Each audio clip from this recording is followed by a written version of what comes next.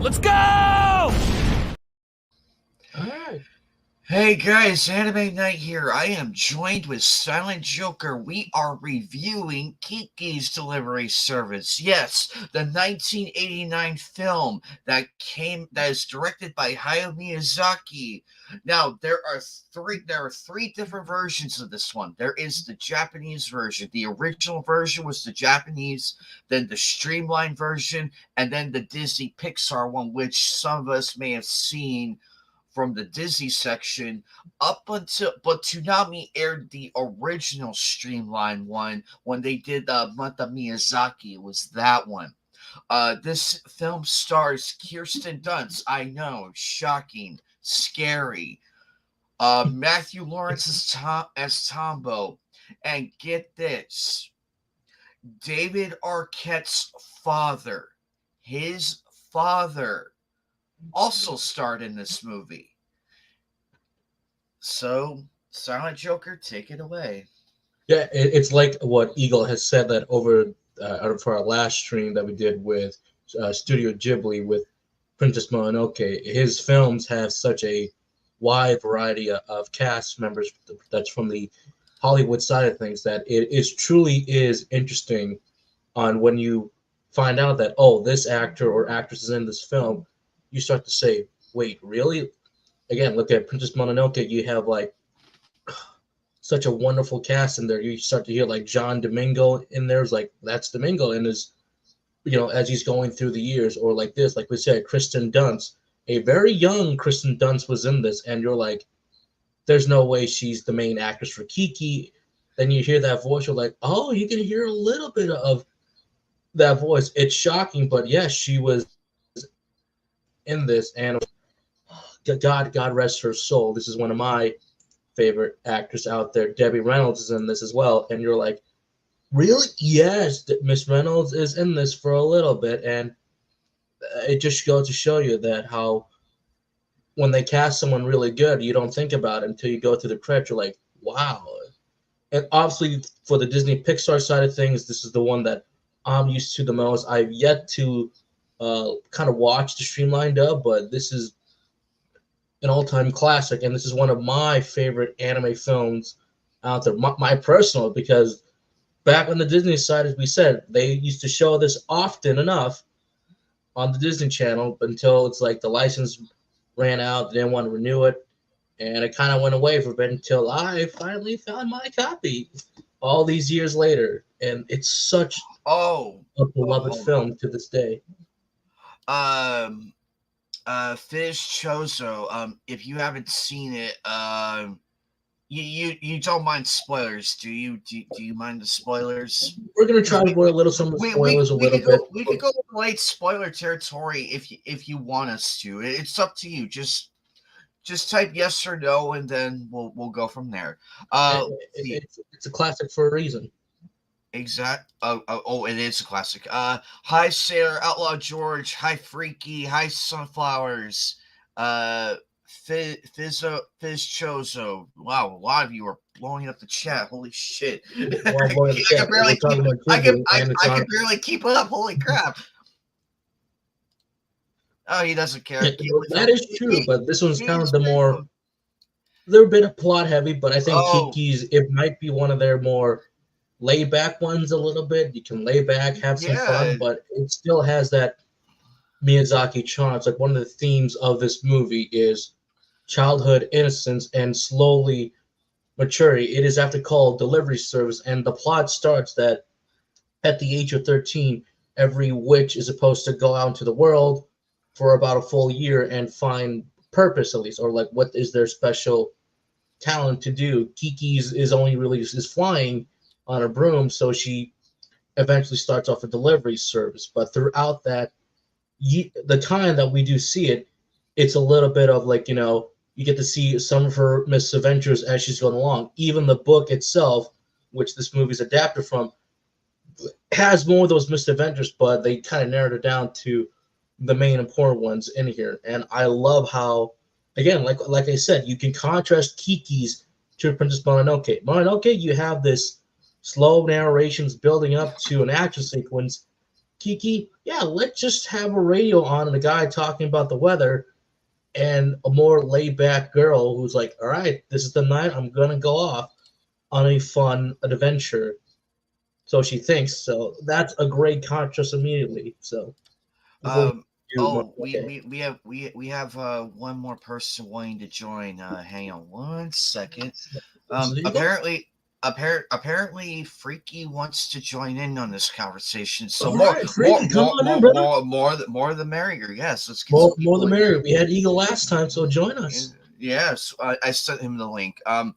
But yeah, so Kiki's Delivery Service. Remember, this came out in 1989. Me, Silent Joker, and a few others, we weren't here for this. We didn't see this stuff until much later in our childhoods. We didn't see it till much later.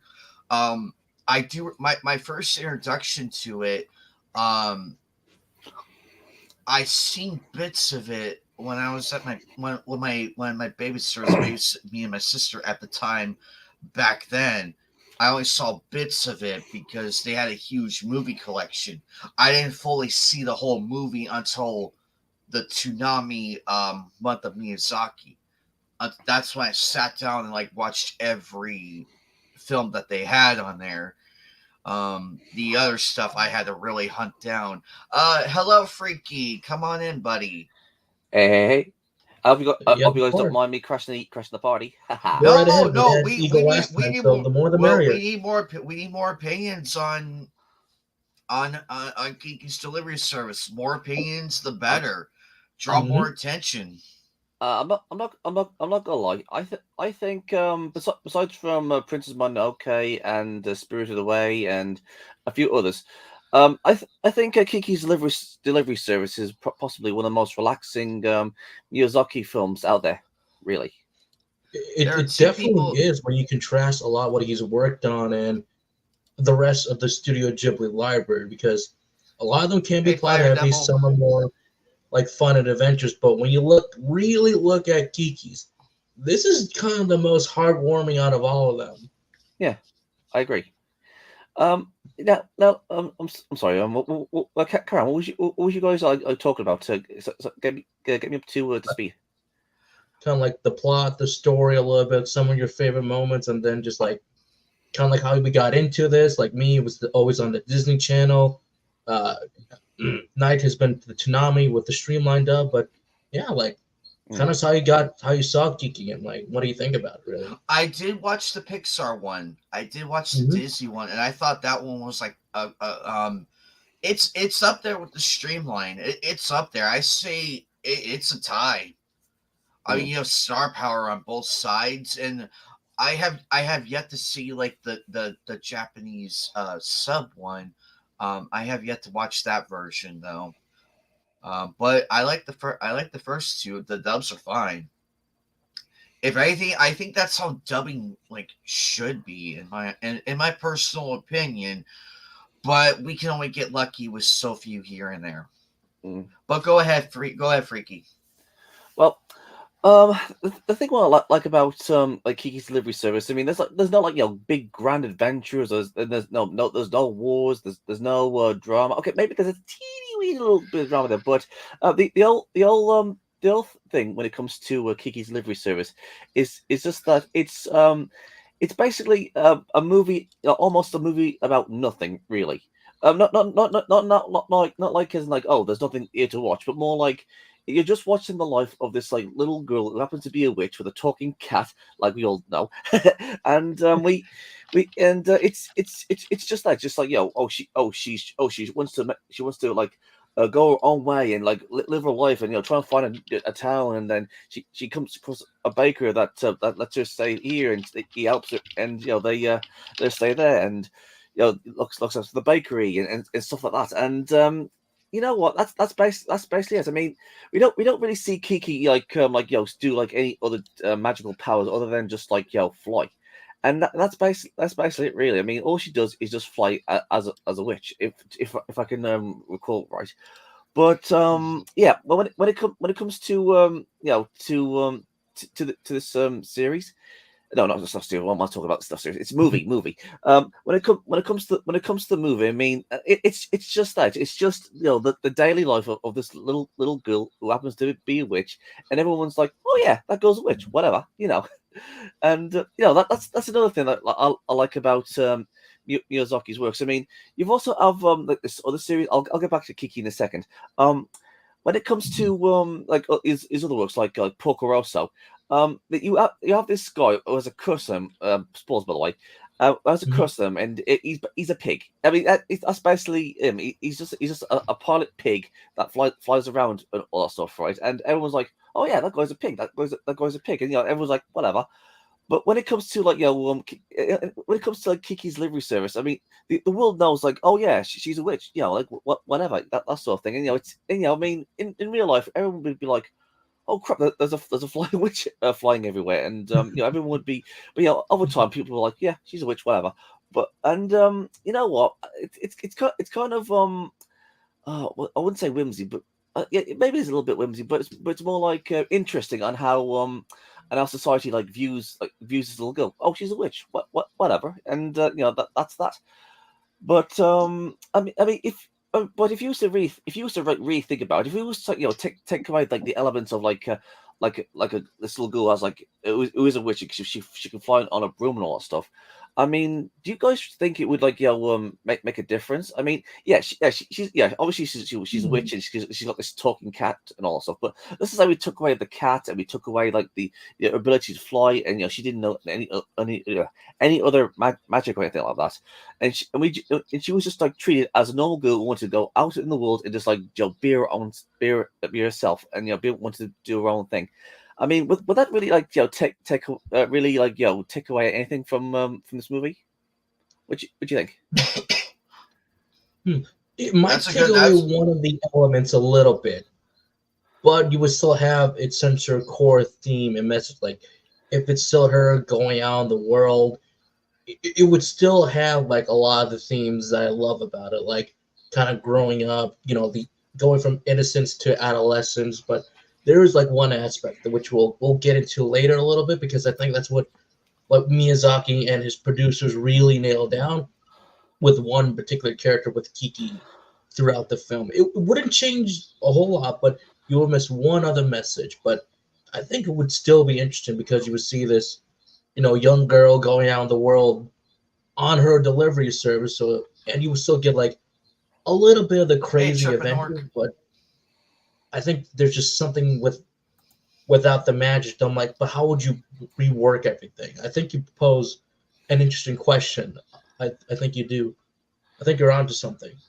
Hmm. That is a very interesting question because it does because we only knew so much of Kiki because we know she could fly on a broom and everything at that young of an age. So I can see now here's the thing. I can see where Harry Potter gets its inspiration from to a degree. Like Hmm. to a degree because remember Harry is uh 11 years old at the time.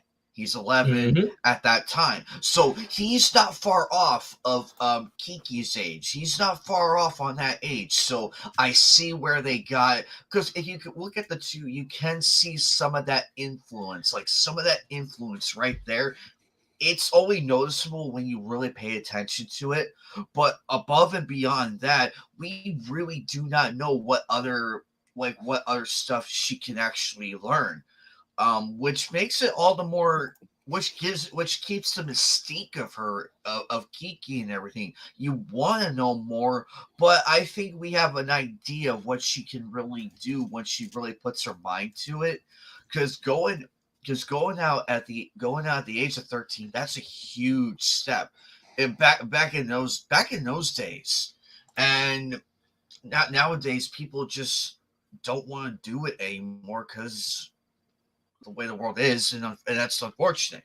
With this Yeah. one, I love the settings. I love how everything looks, and the yeah, and so far it's just brought like reinforced my point. Very different. It is very different from our culture and here in America. Uh And tripping. This is like this. oh, That Joe. I'm a little jealous right now, but well, Hey, I hope you enjoy your time hope you meeting him. enjoy. We hope That you is a enjoy, great man. composer right there.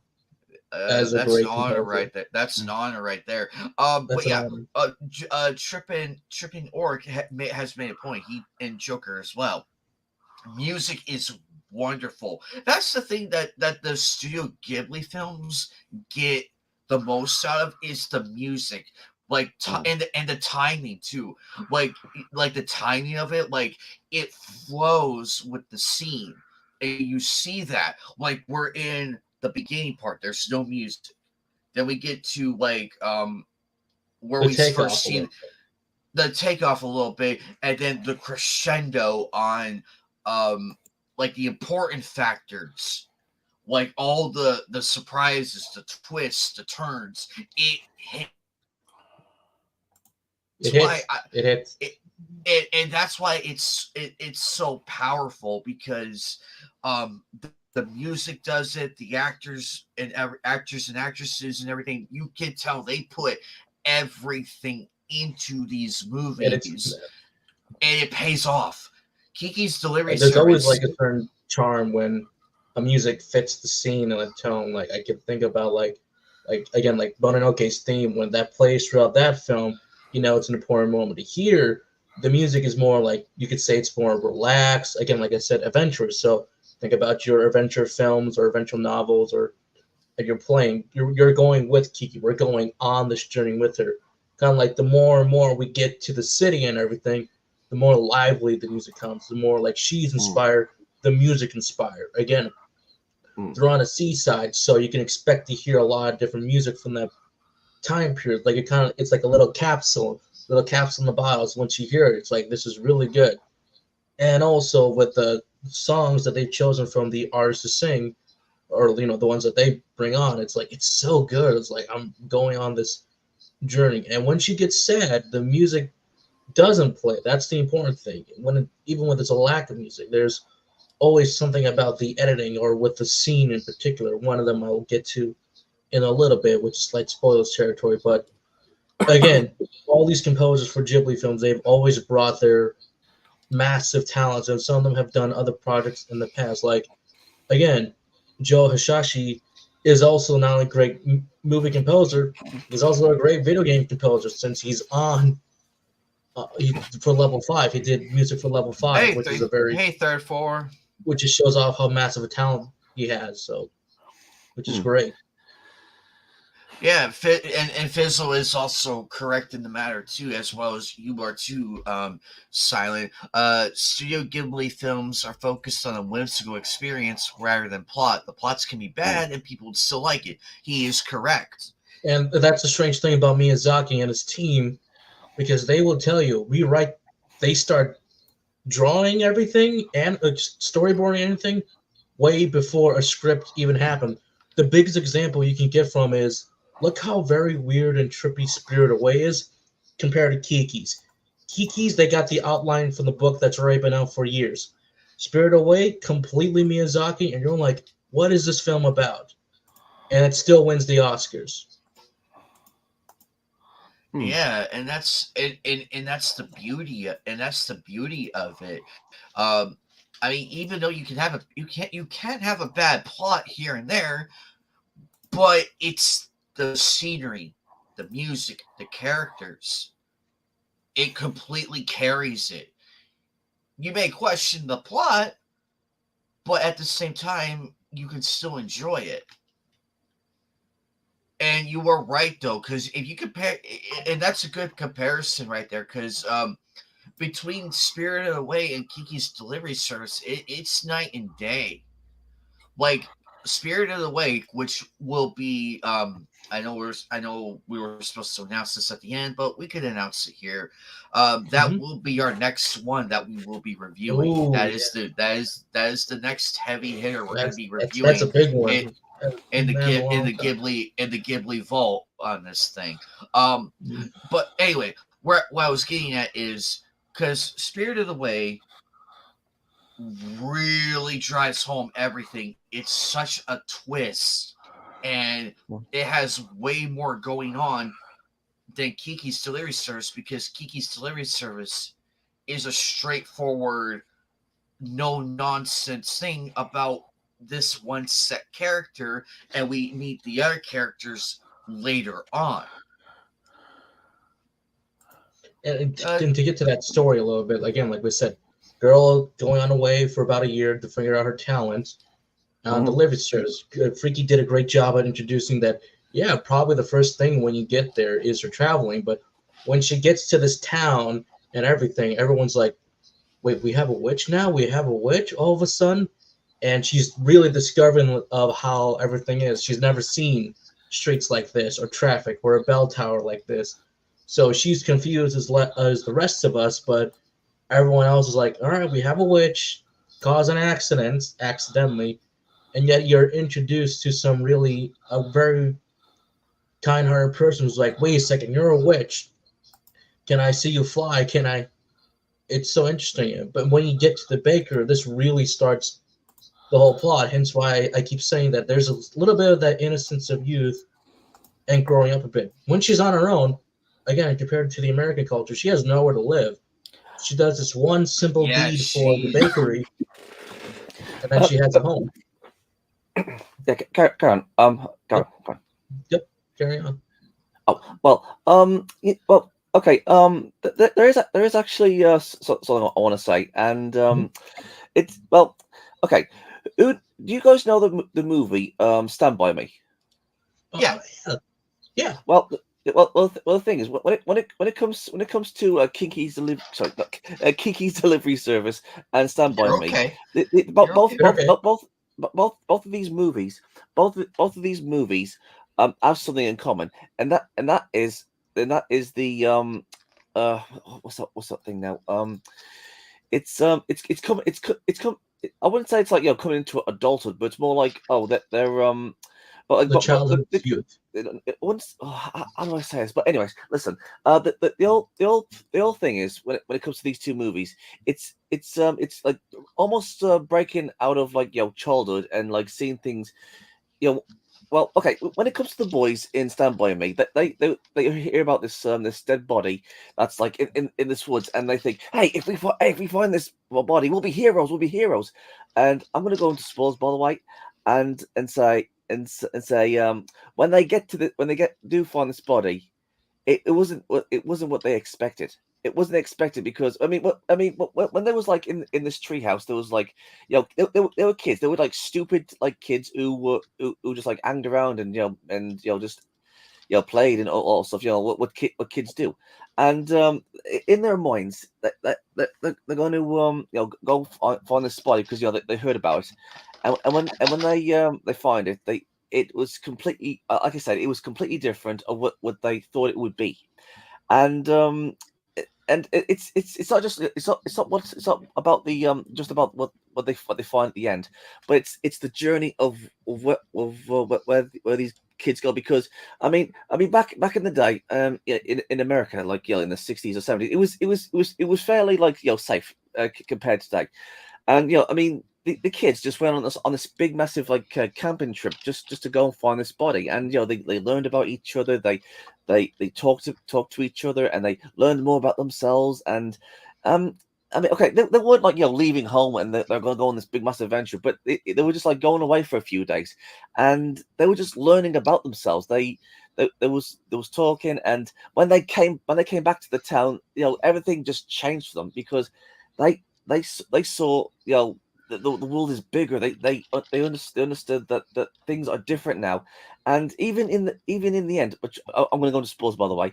The two of the friends, they don't see them all anymore, and when it comes to I'm not going to go into that, but the main point is when it comes to like a Stand By Me and Kiki, when it comes to Kiki, she's going out there because she wants to make something of herself, and over time, she does learn some things for us. I mean, not like as in the way of what these four boys went through, but more, more About herself, not to the extreme of what these four kids did, but when it comes to Kiki, she goes through something similar to what the boys do, like learn a little bit something about herself and trying to like want to make something of herself. Because I mean, in the beginning of the movie, she has this like mindset. It's like, okay, I'm even though I'm like still a kid around 13, I'm gonna go into the world and try my best. And when she does go out into this world, and she's got like this delivery service now. She does come across like some obstacles. Like, do you two remember those two old ladies that lived in this house? And there Yes. was cooking this pie. Well, the thing is, I mean, Kiki helped them. Kiki like helped these two lovable old ladies, and they were all nice to her, and they go along fine. And then when she took this pie to the granddaughter, I mean, the granddaughter just was like, well, I told Grandma I didn't want this pie. I didn't want this pie. And Kiki, I mean, It will get even to that in though a little. Kiki was a bit sick, she got rained on. Um, I mean, she went through all that just to make this pie for this little girl, and she didn't appreciate it. And that's one of the things that one of the things that Kiki learns, that there's going to be people out there that isn't going to appreciate something that you've done, or people who loved you has done for you. And it's something similar to like Stand By Me in a way. It's like, life isn't going to be like all smooth sailing, and you're going to come across bumps on the road. It's the same when she like almost loses her powers and she gets scared by it. And that's one of the other things that's um right about Kiki. She and those boys, they think, oh, I'm gonna go out in the world, and we're gonna like just like find this body, and we're gonna be heroes. But it wasn't like that. Everything changed when they found this body and they came back home. It's the same with Kinky. Kiki, I keep saying that, Kiki. It's the same with A little hard when Kiki. you get down. You're good. You're good, Freaky. You are good. You are fine. Anyways, like I said, it's the same with Kiki. She went through like all these things, and she learned a little bit about the world. She's like done all these things in this movie, and she's grown up a little bit, and she learns to like appreciate things, and like all these people that she's met. And you know what? It's a lot of that. It's a coming of age. That's the word I was looking for. Coming of age. That's the word I was looking for. That's what Stand By Me and Kiki is almost like in a way. When it comes to kids. Sorry, I went on a long rant there. No, you're good. No, you're good. We like hearing the opinions, because that's why we have these. That's why we have these. We want to hear more than one opinion. We want to hear other stories and everything. Other Yep, and like we said with Stand By Me, that you go on this journey, you got this coming of age, like even the very first delivery that she does, it does not go out very well because there's an accident that happens, and I love the first delivery because this is probably the most funny parts of the film you're to get, but also later, like I said, we have instances Is that of the one with youth the bird? growing up. It's not quite as easy to get to that spot she's going to. Something happens, and all of a sudden, the gift is like, It's also what am I gonna do? it's also a nice introduction to trial and error. It's a nice introduction, like it because we don't expect her to go in there and be like, yeah, I can do this from day one. We don't expect that, and I like Look, how we they all have keep. our jobs, and like I wasn't perfect. I'm sure Freaky wasn't perfect. Like no one's Nobody is. perfect on the first day. It's a lot of learning, and you go, all right, this is one day. Let's see what the other days are like. So And she was determined. She was It tells determined. She us. was sorry. She was determined to actually make things right. I mean, that's how determined she was. Yeah, it's Karen. And oh yeah, you're correct in that matter too. You are correct. The determination is shown from there, and also it tells it so beautifully without giving away too much. It's there if you if you. It's just how you interpret it from that moment. It's like, oh, and you laugh, and you do laugh at it because it's like, haha, I've been there before. I know that feeling. Because I you know that laugh feeling at it because completely. Mm. and you just, but also you feel kind of bad for her because it's like, well, we tried, but there's the next day, so it's not completely it's not completely too bad. Um, but also but the city and everything, the town she gets to is so gorgeous. Mhm. Like from her leaving her actual home, like with her mom, Hey, Dad. and and that, and and then and like her then relatives. yeah, and then we get to the actual town that she's going to stay in. It's one giant scene after another, and it's just it also boggles the mind that that was hand drawn Yeah, yeah, we're completely. still Ghibli is still to this day probably the only company out there still willing to do everything by hand. The old Mm. school traditional way of hand drawn cell shaded animation, and it's still Beautiful. beautiful to this day. Like I said to this day with Mononoke, you release Mononoke today, I would say this looks like it just came out today. Release Kiki's Mm. today, it looks like it just came out today if they just finished the darn They thing. that's why some of the older animes stand the test of time. Like you can release them today, and yeah, it's gritty. Like some of them are gritty and everything, but that's the tone of it. Like that's the tone of the cell shading and the hand drawn. I mean, I'm no expert in art and everything, but I Mm. do see it there. Like I see the emotion written, like drawn into the characters, like from right from the anger emotion to the sad emotion. You feel it, like Like you feel the weight of the character, not just their movement, but like we said, it's the emotion too. Like when she takes off for the first time, you're thinking, it's "Yeah, this like will be a smooth yes, sailing." like No, yes, it's crazy, it's chaotic. She hits a couple trees, and while you're it's like laughing at it's, this, she doesn't it's like say, "I'm oh okay, no, I'm okay."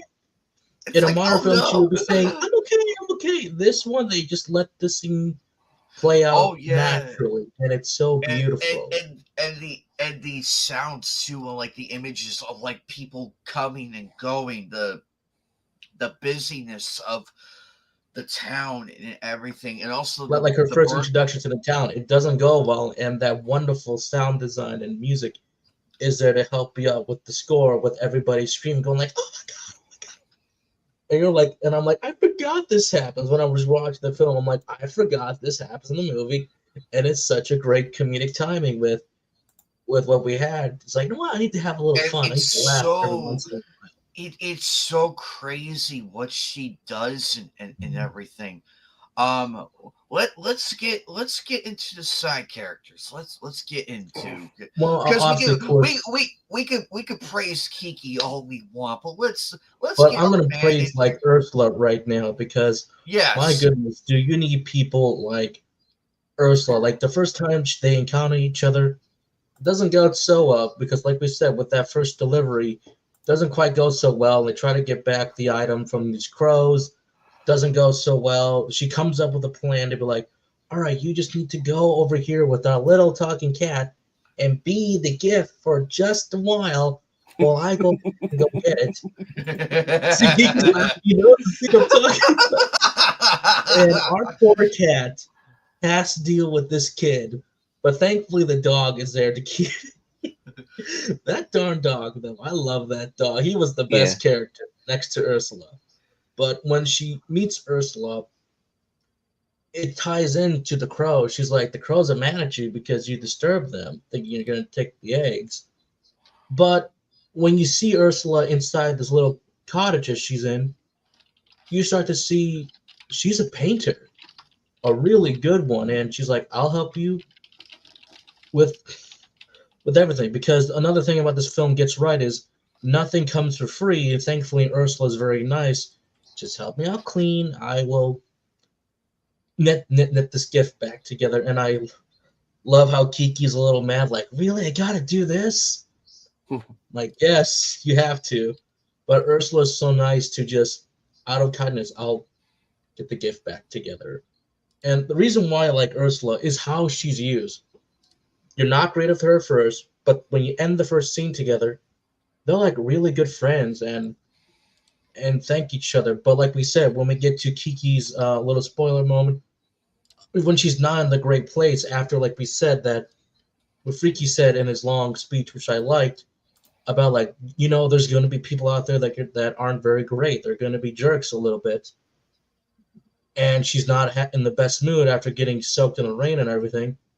She's probably is at her lowest point in this movie right now, next to another moment which I won't speak about because it's also a great moment. Here comes Ursula, just trying to talk to Kiki for a bit, and thank God she takes Kiki because Ursula is one of those people we need right now. If you ever feel bad at a job, or you feel like I had a shitty day and I don't want to do anything else, or just remember that us like making content like this, or what your hobbies are passionate about,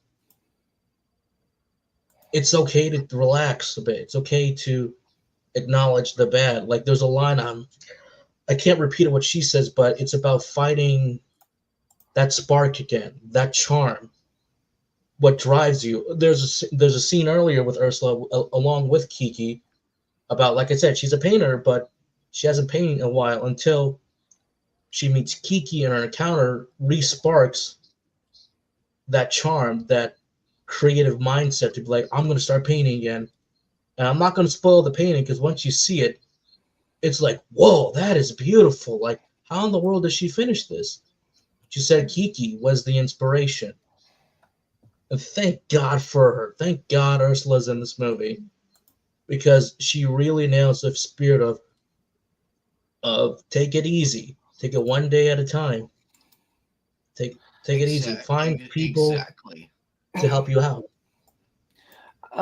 Is okay is okay if I can say something? And okay, Yes. there's this one well, two parts that really got me confused when it comes to okay, I wouldn't say it confused me, but it's more like that's a bit strange. Well, not much strange, but okay, let me explain. Okay, when it comes to Kiki, I mean, she's when she like meets new people, she says, "Oh look, I'm a witch, I'm a witch, I'm a witch," and all that stuff, and she seems like all excited and all that stuff. But when it comes to like kids her own age, and she she you remember that kid that she like hanged out with, and then some other kids came around, and Kiki just like stormed off. The thing is, I mean, I didn't really understand why she was like all pouty or something like when she just walked off. And I mean, did she think like, oh, they were just making fun of her because like she was a witch, or did they make fun of her because Okay, oh I she can did explain that. because I can never understand because let me finish. Because when it comes to like those parts, I mean, those kids seem to be like very curious about it. It's like, oh, is she gonna come and talk to us? I mean that's what I remember from that part. But I don't know. I mean, it just seems a bit you know rushed or something to me. Sorry, Karen.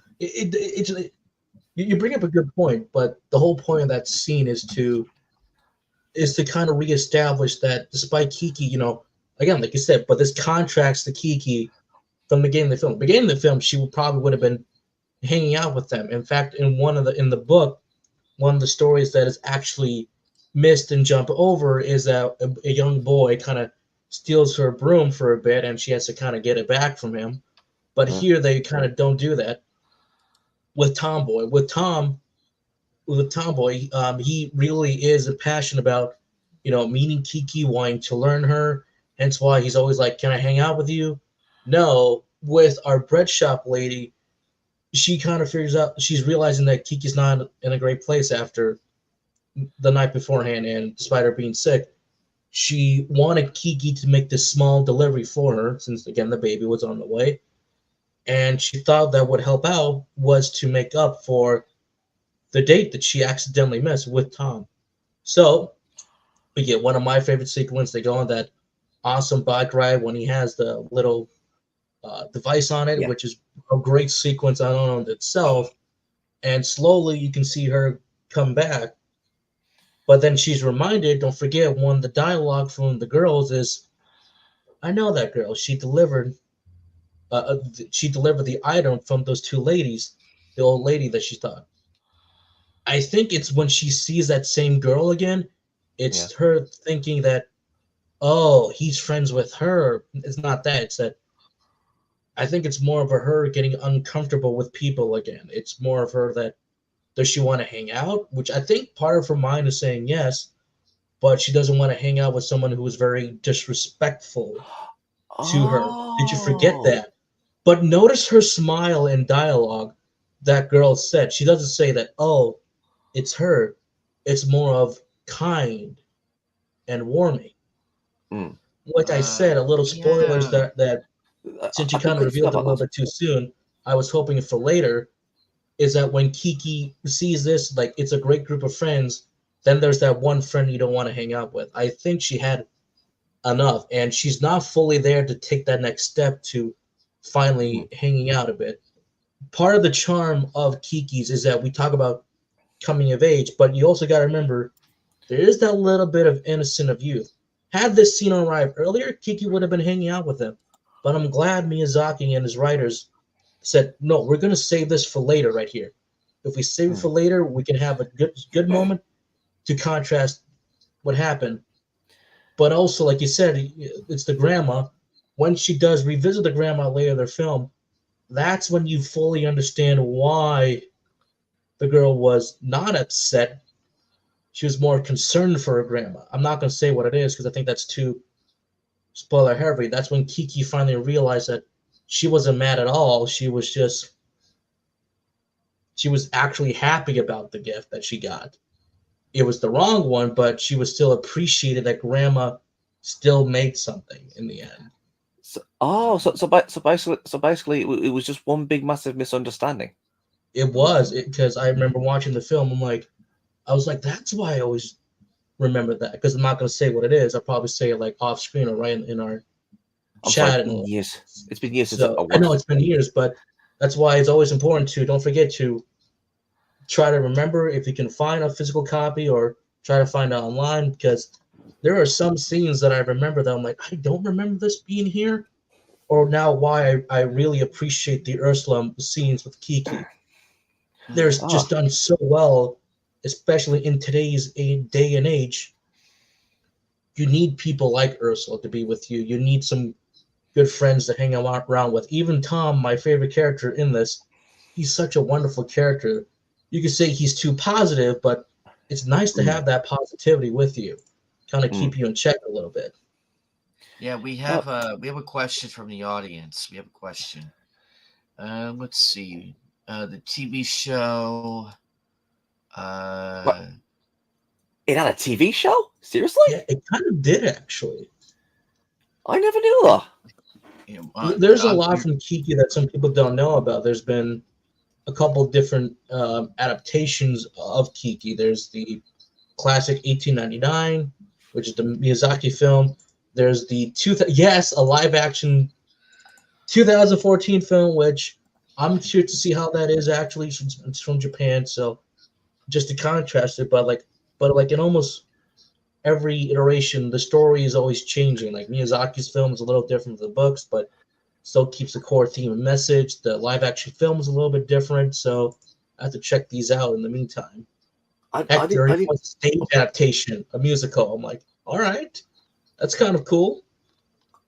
I didn't even know. I didn't even know like all the stuff about Kiki's Infinite Service was here. I mean, I never knew about the series. I never knew it was about it was based off a book. I didn't know any of this. I just thought it, And that's it why is. we're here. That's why we're Yeah, here. That's why we love that's doing this. why we're all here. This is why we do this. This is one of the strongest points in the anime community. This is one of the strongest because we sit down and have discussions like this. That is why we mm, do this. Because we all have fun and because I even know about it until Sunflower mentioned it. I never knew that. The book oh part, yes, but the TV series, I just know the movie and that's it. yeah, I didn't same. know about the 52 episode TV series or the musical for that matter. But Jesus. It's weird. It's out there.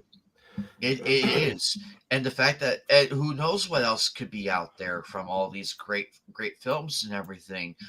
But Kiki's Delivery Service, though, I would say is a definite must watch because it doesn't take itself the cool thing about it, it doesn't take itself too seriously, and it's something that you can get into no matter the age. It's a lot of fun to watch, and you will have and you'll be like, I actually enjoyed that. um Mhm. Going back to characters a little bit, like what was your favorite character, Ammonite or Freaky? Whoever wants to go first. Mine is besides Kiki for the side cast, because again, Ghibli films they are known to have some great supporting cast members I out there. Wow. loved I loved Tombo and Ursula and Gigi. So GG. hilarious. That damn cat is so fucking funny. That cat is has a. Yeah. What about your favorite character besides from Kiki, Freaky? Because I'm curious to know now. Like any of the supporting cast out there. Okay, let's see. I think it's okay.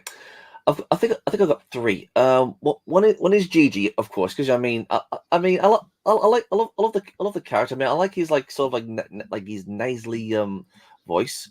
I think the second one is the silent baker. I can't remember what his name was. The baker's husband. Oh, the Baker's husband. Yeah. I mean, he doesn't Oh say yeah, anything. the He, Bakers. he, Unso.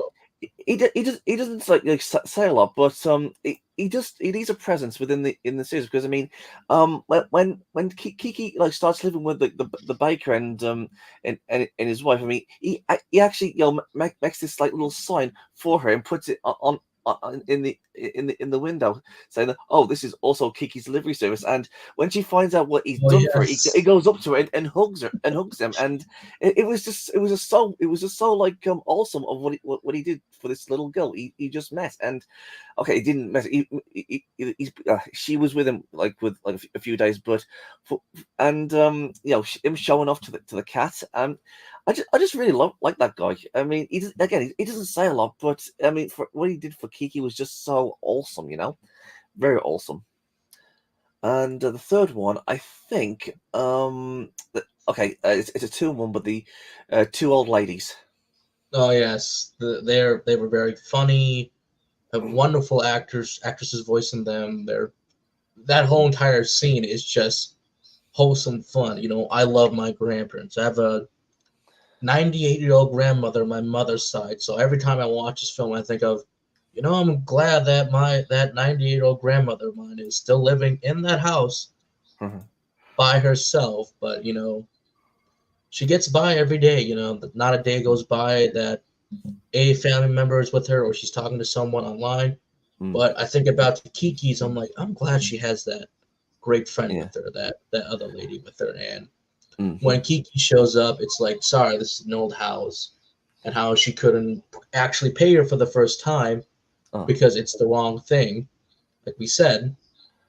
But she's very understanding, and even Kiki's like, let me help out. I think it can help you out. It's such a wonderful Yeah. moment, and stuff you miss that this new generation you need to be nice to these old people because they're not here for much longer.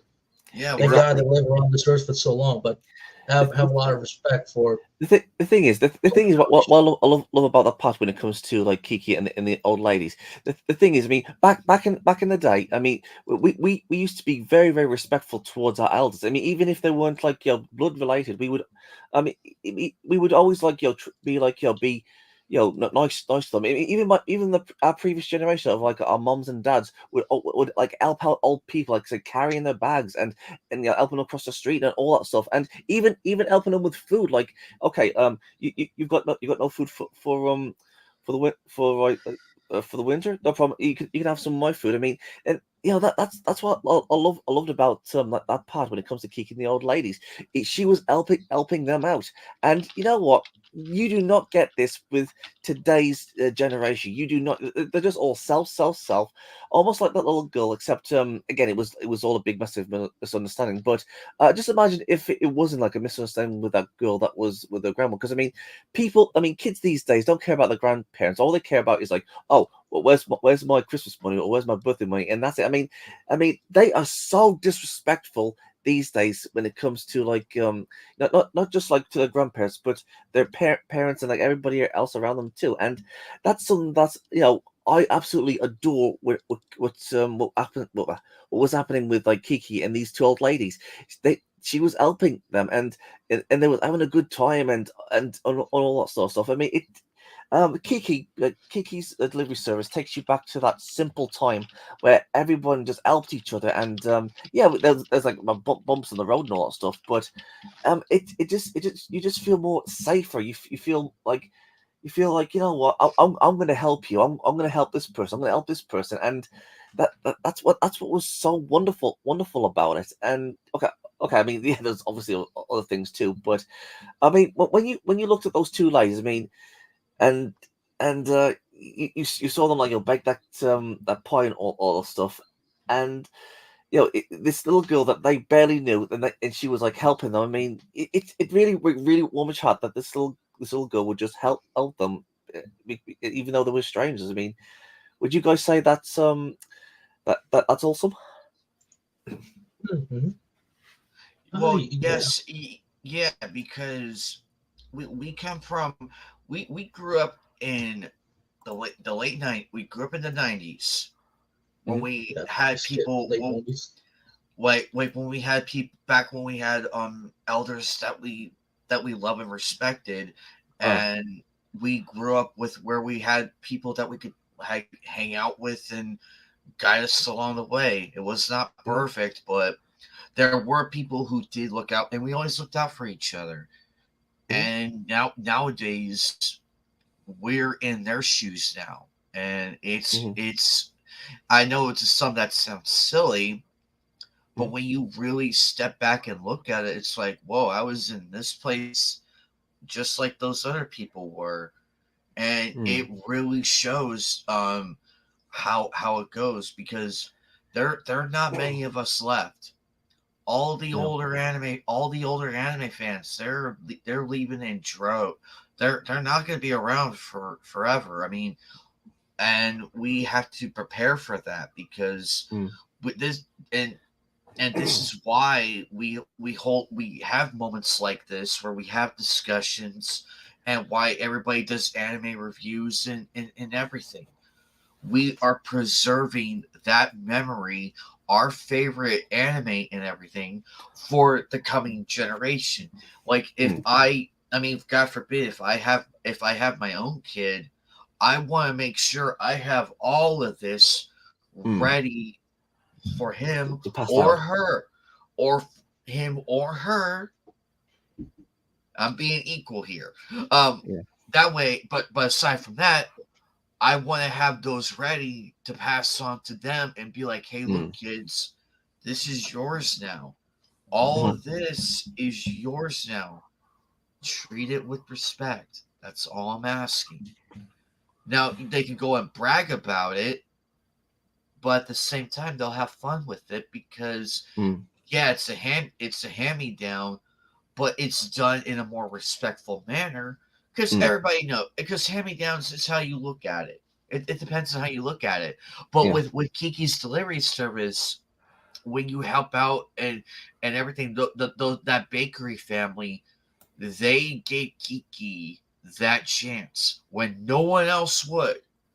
No one else would. Everybody's so shocked that they have a witch in their town, and it's really crazy in that dynamic, because they rather, that family, even though they were expecting a child, and they are, they still treated Kiki as their own, as their own kid, and That gave was her that beautiful. chance, and gave Mm. her that chance. Hey, sunflowers. Hello. Hey, Hi, welcome. pop culture. Hi, Chip and Orc. Yes, that will be a future episode. Oh, We will be probably a That'll be a future. future. Mm. Yeah, that'll be a future one for when we do. Because that one is a very interesting one. I would like to get to at some point. But Mm. for Same now, here. we're It's always been focused. on the bucket Mm. list. I But want to go. I want to go for back. now, we're focused. we're I focusing want on to. Kiki service. I want to go. I want to go back to what Anime Night says. And you know what? You are absolutely 100% right when it comes to like the previous generation and how they enjoyed stuff and how they like the things that they liked when they were kids to adults and all that stuff. And then says, okay, I'm passing this thing onto you, and that's that. But the thing is, I mean, kids these days are never ever going to appreciate what their grandparents or their parents did in their past, because all it is about the latest thing, the newest thing. I want this new thing. I want this new thing. It's like, I've got this like $1,000 iPhone, but this new phone that came out has got a new camera on it, and they don't appreciate the phones that they were like bought from by their parents or something. Oh, I don't want this. I want this new one that's like costs more, but the difference is it's got a new camera, and that's the thing. I mean, people don't appreciate don't appreciate the little things, and Right. I've always said this. I've always said this when people don't like just like stop, take a few steps back, and just like appreciate the things that we all have now.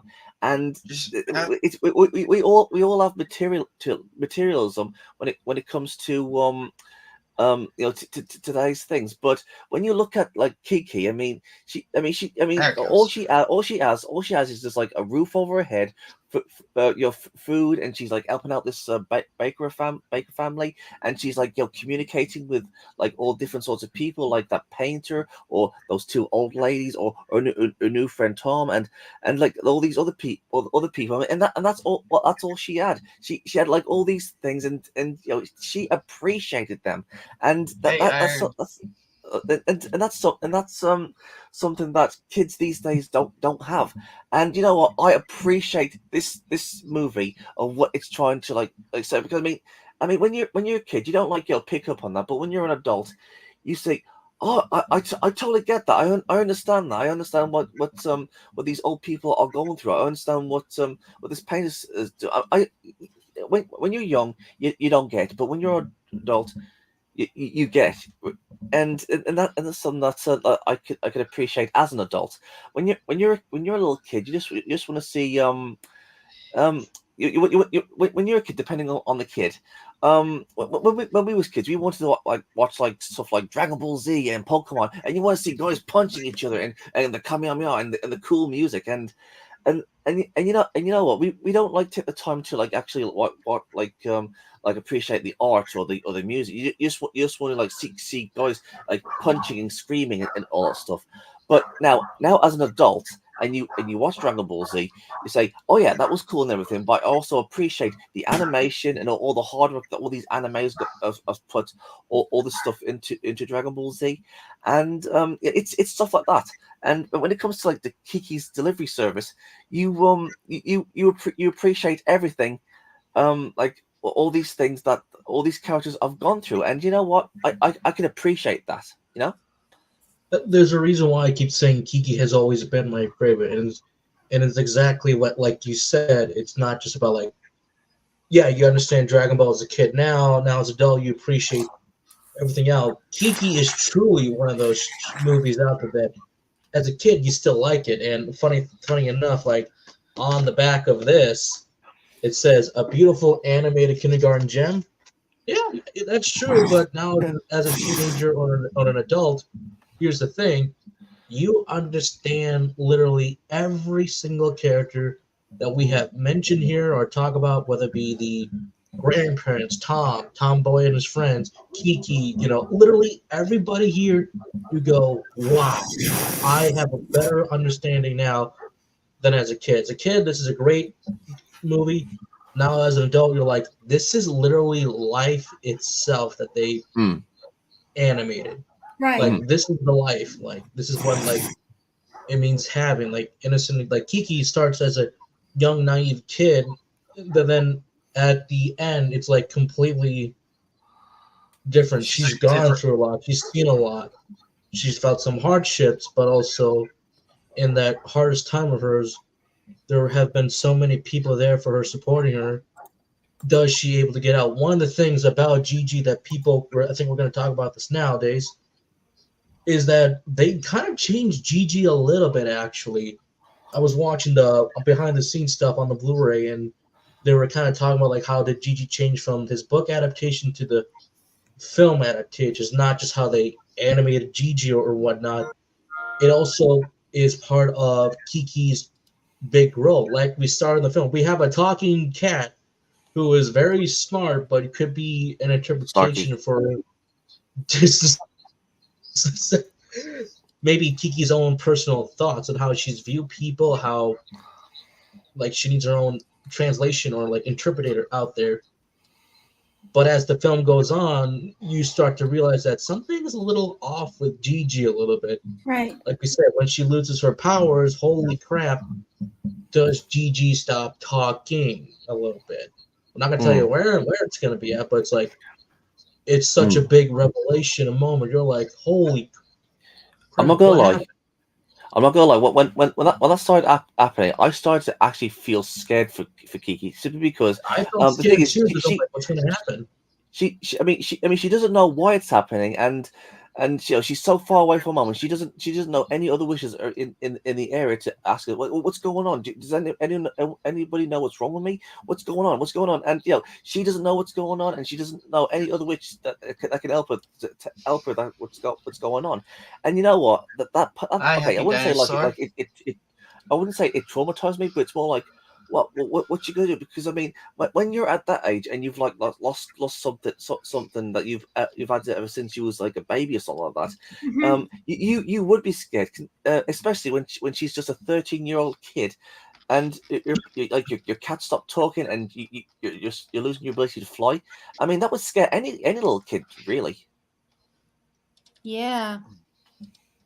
Anyways, continue. And like that's something they even talked about a little bit, like in some interviews with about Kiki and the cat and how that's very like essential part of the film itself. And I felt like, man, they really went there. They didn't have to do it, but I'm kind of glad they did, so you get a little extra growth. Hence why I keep saying with this film change, going back earlier in the live stream, I think it might have changed a little bit. Would it still be as impactful today if we didn't have these magical elements? I think it still would, but that little core element for me, I'm like, like. But again, you brought up a great question. It'll be a little different interpretations, a little bit, but I think it would still be the same movie that I still love because it's my Yeah. personal favorite. And then their massive library. Well, actually, that's a thought. Have you actually read the book? No, I have not read the book. Bec- But there are like different adventures that she does go on like throughout it. Like the film brings it down to a few adventures. The book has a few more adventures as it goes on. So she, Oh, sorry. The reason why I'm asking it is because, like I said, I mean, like, what exactly is the point of having her actually be a witch, anyways, or like having her like have this talking cat, or she can like fly? I mean, in the books, does she like learn like new powers? Does she like get more powerful as she grows, or I mean, is there like other things that she needs to do? And that's the thing. That's the thing when it comes to like Kiki's delivery service. All she does is just fly on a little broom thing, and that's it when it comes to the to the movie. I mean, yeah. Oh, I'm a witch. I'm a witch. I'm a witch. But that's all she does. She just flies, and I agree with that's all it you. is. And that's got me curious. I mean, when it comes to the books, I don't know a single thing about them. In the books, does she like get more powerful? Does she learn new? Does she learn new magic? I mean, is there like a big massive bad guy coming in, and she's got to be more powerful? Or it I mean, doesn't look like the same. The title is still it's kind of the same as the book it's it's like itself. So But it's like what I said. I mean, the thing is, I mean, there are two ways to look at this. I mean, one, I mean, let's just say she got again. If we didn't like have those magic powers, she could just be like just a normal girl, just going her own way, just want to like make out into the world. But and you wouldn't she wouldn't need those power, or the story wouldn't need those like powers of what she has. But at the same time, I can appreciate the fact that she is a witch, and she can fly, and she's got this talking cat, and she in the future she might do some like more powers like that. And even though maybe it's not needed in a realistic sense, but in a in a like a whimsical sense, um, I do appreciate the fact that she is a witch and she can fly, and that's a nice. I think that's that the the movie did right. So I mean, yeah, I mean it's an unbelievable thing, and it wouldn't happen in real life because I mean witches don't exist. But again, I could appreciate that the fact that that she's a witch, if you know what I'm trying to say. Right. I was Sorry, kind of Karen. disappointed. Like, Oh, no, I like the fact that there's witches. I love stories with witches. Like, I love Harry Potter, and I'm mhm. reading a graphic novel series with witches. But I mean, it seems like it was an afterthought just saying she was a witch. Because if all she's going to do is fly on a broom and have a talking cat, Yeah. like, wasn't that the premise? You know, like you even see in the beginning, she's flying. So I was expecting when I saw the movie to be more magical in that Hmm. way. Hmm. Because as you were pointing out, the guy that was just talking, you didn't need to make her a witch if you just wanted a kid to go um, learn lessons on their own. You know, you can make that into like a teenager story or a whole bunch of other things. Or wait a sec. Oh, hold on, wait a sec. I just thought of something. What if what if this was too okay? When it comes to like our parents, like you know, they're always helping us trying to like you know get through the world and say okay, they're trying to teach us and everything, right? And God forbid if we was like to lose one of our parents, I mean God forbid, like put touch wood, we would lose a part of ourselves. It's like this person who loves me and took care of me and raised me and all that stuff is gone, and Yeah. all I have is just my other parent to look after me, and you know it's going to be heartbreaking. It's going to be sad, and yeah, that's all we're all going to feel. But when it comes to like Kiki, I mean, okay, she's still got both her parents, and oh, when she starts to lose like her powers, it's I know I already said this, but it's almost kind of like that. Like, oh, she's losing someone that she's known all her life, and she doesn't know what to do, and it's almost kind of like that in a way if you think about it. I And agree.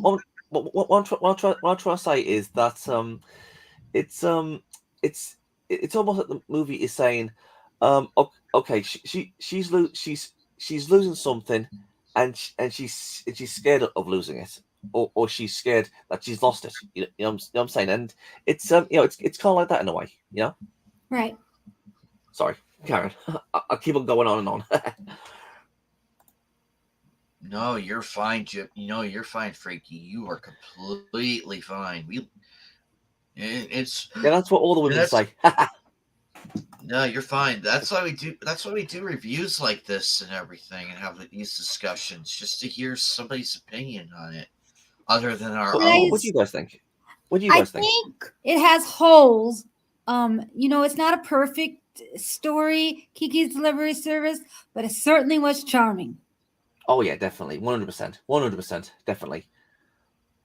What about you, Silent Joker? What do you think about that whole part with Kinky losing her But powers? again, like I keep saying, this is one of my favorite films of all time. My personal favorite films, and little special place in my heart. Like no matter how many times people are gonna say that, well, there might be some holes. I'm still gonna say still my favorite film, regardless. Even with those Mm, holes, I think those holes mm. even make it even more interesting to say the way. What about you, Anime Night? I agree. I mean, yeah. I mean, there are plot points that are missing to a degree, but you could still enjoy it regardless because it tells a wonderful story from What pop points? beginning to well the holes that Sunflowers mentioned. You can have those still, but at the same time though, it's a remarkable movie. It's not Hmm. perfect. It's not perfect by any means. There are a lot of questions that are raised here and there, and they're very valid questions too. Um, but still, you could still watch it and still enjoy it. I will forever. It's up there in my top five. It's up there in my Ghibli film list. It's up there in my top five. because it's one of those movies that you could just watch no matter what mood you're in. You watch it and it just takes you away, and it's like, Yeah. and then when the movie's over, you're like, I actually feel better. Like it uplifts you in a sense. Like it gives you it it gives you that moment where you needed something to cheer you up at least. Exactly. I agree with that. Like, you know how they do the theme song when she's flying in the beginning? That Yes, that played just at the warms end. my heart. And I thought that was so awesome. And that's why I was so excited for like the magic element. And then I'm like, oh, she's just a witch. Okay. But in the But I think beginning I was really happy, and it's a very good hook. So I think for me the whole point was the charm stayed consistently. That was what was great about this movie for me. but part of that Um, is the charm, as you said. Like even like the smallest, like really small details. Like one of the small details I love as she's kind of walking around trying to find a place to stay. Right. Hey, at least there's this scene with her. She's looking at a clothing store and she's looking at these really nice shoes that she want to buy, but she can't afford it. Or the fact that her and Gigi, she keeps saying that if we don't do this, we're going to have to be living off pancakes for the rest of our life. Right. She's like, I don't want to eat pancakes. I'm going to get fat, fat, fat. I'm like, these are the good Exactly. things they could put out. I love that joke because she hasn't I had love that. delivery, That was such a hilarious scene, and and I I love felt how Dunst does the I whole felt fat, fat, called out. fat. I felt Oh No, I wow. called thought out that was because awesome. That was I felt awesome. That was a out great moment. called But I out in but How that she's scene. I'm like, damn. I was like, But see, damn. I like how they took real elements of real life and they made it lighthearted. Because if you didn't have them in the story, I don't know if kids would really get it. You there's a know, thing because about it's too movies like serious for kids at some point without those kind of jokes. At least for myself. no, I agree with you because I think some days that there was like a Twitter tweet such a long time ago talking about stuff like kids animation. Like you can still have stuff that's for kids. I'm not Right. just talking about like Kiki's for kids, but I'm still talking about like those younger generation that really needs those educational stuff. But even something like this, you need those smart moments of worrying about like what am I gonna wear or if I don't do this, we're gonna be living off this for a while. It helps humanizes the story of your characters and reminds kids, don't worry, this is gonna happen and it's okay that if it does happen. Life isn't perfect and your parents are doing the best for you and you have stuff like this. Again, one of my favorite shows of all time, and every night knows this because he knows me so very well, is Avatar The Last Airbender, and the best filler episode is Tales from Ba Sing Se. Look at all these individual stories of, Katara and Toph going to the salon to relax, get makeup on, and despite Toph getting made fun of, Katara says, don't worry about that. You're beautiful. And what does Toph do? She goes right back to her old self and makes a really hilarious scene on that bridge for those girls. But what does Aang do when he has lost Appa? He helps out with the zookeeper, and that's part of healing. Finding stuff to heal, and it's great. The joke is you should be a zookeeper, or not. You can stay to be in the Avatar, or Sokka when he's in. Uh, oh my God, hold on. I know the terminology, but when they're doing those little poems with the ladies, he gets very good. Starts rapping until he fails. It's like, uh-oh, and then he gets kicked out. Or Zuko with his date again, Freaky with his favorite character, with Zuko, going on that small little date. Would you like to go out with him? He's like, Uncle, no. But it's also the time you really see him just be himself. He's awkward, and he wants this date to go well for her because she feels disappointed. And we can't forget about the final scene. Well, even before the final scene with Uncle Iroh. Oh, such a great moment. Such a great moment. You need stuff Exactly. like this to remind people that they're human. If it was all just action or doing crazy misadventures, Kiki would have gotten so much boring, but I'm glad there's these small little life moments you really can enjoy. That's what you're missing in today's children's entertainment. You're missing moments. Let kids be kids. Let life happen. Take it easy. Yeah, I agree with that. exactly. I wholeheartedly agree because we had so much growing up that these kids don't know that much about. Rarely do they hear about it, and I feel like this is one of the films that should be shown. It's funny. The characters are very well drawn and well written, Mm-hmm. and on top of that, uh, on top of everything, you can watch it Oh, again and again and not get bored of it. was it? I mean, there's a few action moments here and there, but it's so grounded in everything. Like it's not just shock value. It has a purpose with that scene, and that's what some of the and that's why I feel some of these movies are kind of missing the point on. We all love action. We all love action movies and all that fun stuff. We can do Hmm. that all day, every day. Yep. But there needs to be a purpose for that scene. Like, do we Yeah. really need an action scene to move the story along? In some cases, yes. However, if it's done in small bits, where it's like, oh, that was so cool, and that's what Kiki does when she first arrives at the town. It's like a whimsical shock value and everything, but it's done so well because Hmm. it's authentic. You feel it. You feel the audience like get shocked that, oh my god, she's a witch, like what Silent Joker mentioned earlier. It's the shock factor, the impact, and just the emotion of seeing something that they've never seen before, and you feel it. Like you Hmm. genuinely feel it through conveyed from all of the crowds, from the kids to the adults to the elders, Right. everything. You feel that. Mm-hmm.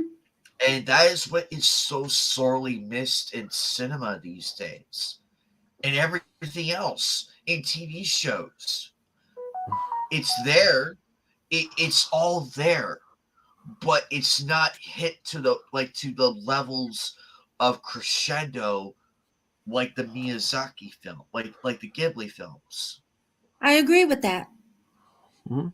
Hmm. No, And it, I especially all right, when she's flying, okay, I notice it's very hard to convey like wind, like you can't really draw wind, okay, oh, because you don't yes. see wind. Oh So yeah, what I found freaking impressive is that they made the elements come to life that you can only experience like in real life. You can, like, how do you like draw wind? And then when they have the dress move and different things, I just find that adds more layers and and I love all that part of the which is movie. very very hard. Which is very, and you are correct in the matter. It is very hard to do that um with anything because you have to like not only do you have to make it believable, but you have to like make it realistic enough to see it be there. Because it's like Exactly. if there's like no motion of of like the core elements like fire, water, wind, the ground, like earth. Exactly. If one of those elements is not there, the whole thing plummets. It's like at a standstill, and it's like that fire is supposed to be moving, or those waves are supposed to be moving, or the wind. Look at the grass, how it's moving along back and forth, even the trees. And you're right That's with the skirt too, with the dress. it's with the dress there. or a skirt or whatever. Yeah. Sorry. Anyway, but it's there though because you see it. It's like, hey, Mhm. the wind factor's right here. We didn't forget about wind. Because how are you gonna breathe in this world if you don't have wind? Exactly. How's the hair gonna flow if it doesn't have anything to push it with? But it's amazing how they do it because on the surface, when you just see the art style and you didn't see like the movie in motion, it kind of looks simplistic in a way. Oh yeah. But then there are elements when you watch the movie and it just makes it all worthwhile. Like they're fantastically talented.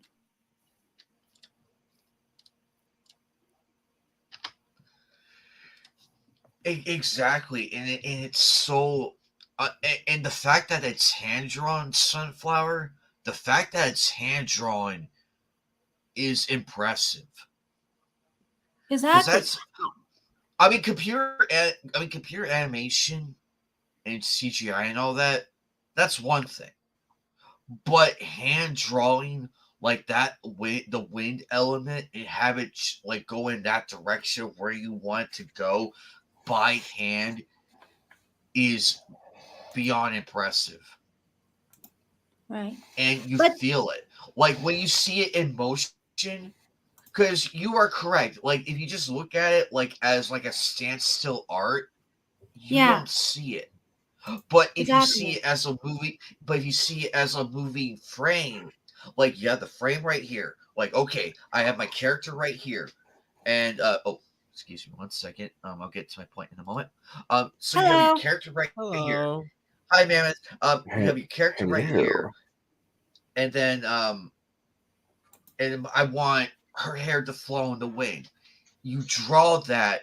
You hand draw the direction you want it to go, and then you move the pictures slowly side by side. Like you look at it from the starting point to the end point, and you look at it in one motion. It really drives home the art style of it coming to life. It drives it Right. home. And I think Same thing. oh go Same ahead. thing with the food. Same thing with the food and the lighting, like the cell shading of the lighting with the water and the clouds and the birds. Yeah, we can all draw. Well, most of us in here can draw like a bird to a degree. But when you Yeah. look at it, it's not in motion. It's not. It's just, but it's there. I mean, we physically see it there, but you don't have anything showing that it's alive in its own painting. You don't have Right. the little you don't have the little annotations like the little movement cues like the waves and everything. Like, hey, this is where it's flapping and everything. This is where it's going. Sorry, direction, my bad. The direction of things. Because Mhm. without that direction and it says standstill, it would just be it's awesome and everything, but to the person who likes it for who likes motion movement, it would be very boring to them. Not knocking anybody, not knocking any artists out there, but this is the truth. I agree We with love that. we love don't get me wrong, there's a lot of talented artists out there. There's a lot of talented artists, and we're not knocking anybody in this one. We're not knocking. It's we're just talking from a standpoint, like from a um from a standpoint of the people who love seeing things in motion, who who can see the beauty behind it, like more of it. Like you could just see the bird flying and Right. everything, and that's why the Ghibli films still hold up to this day because the time, the effort, the emotion Mhm. Yep. written like drawn in on Mhm. each shading, you see it and you feel it, and it brings it to life, like the aerial shot of Kiki in the sky on her broom with Jiji and the whole Yeah. town below her. It's breathtakingly beautiful. And that's and don't forget, all of that is hand drawn.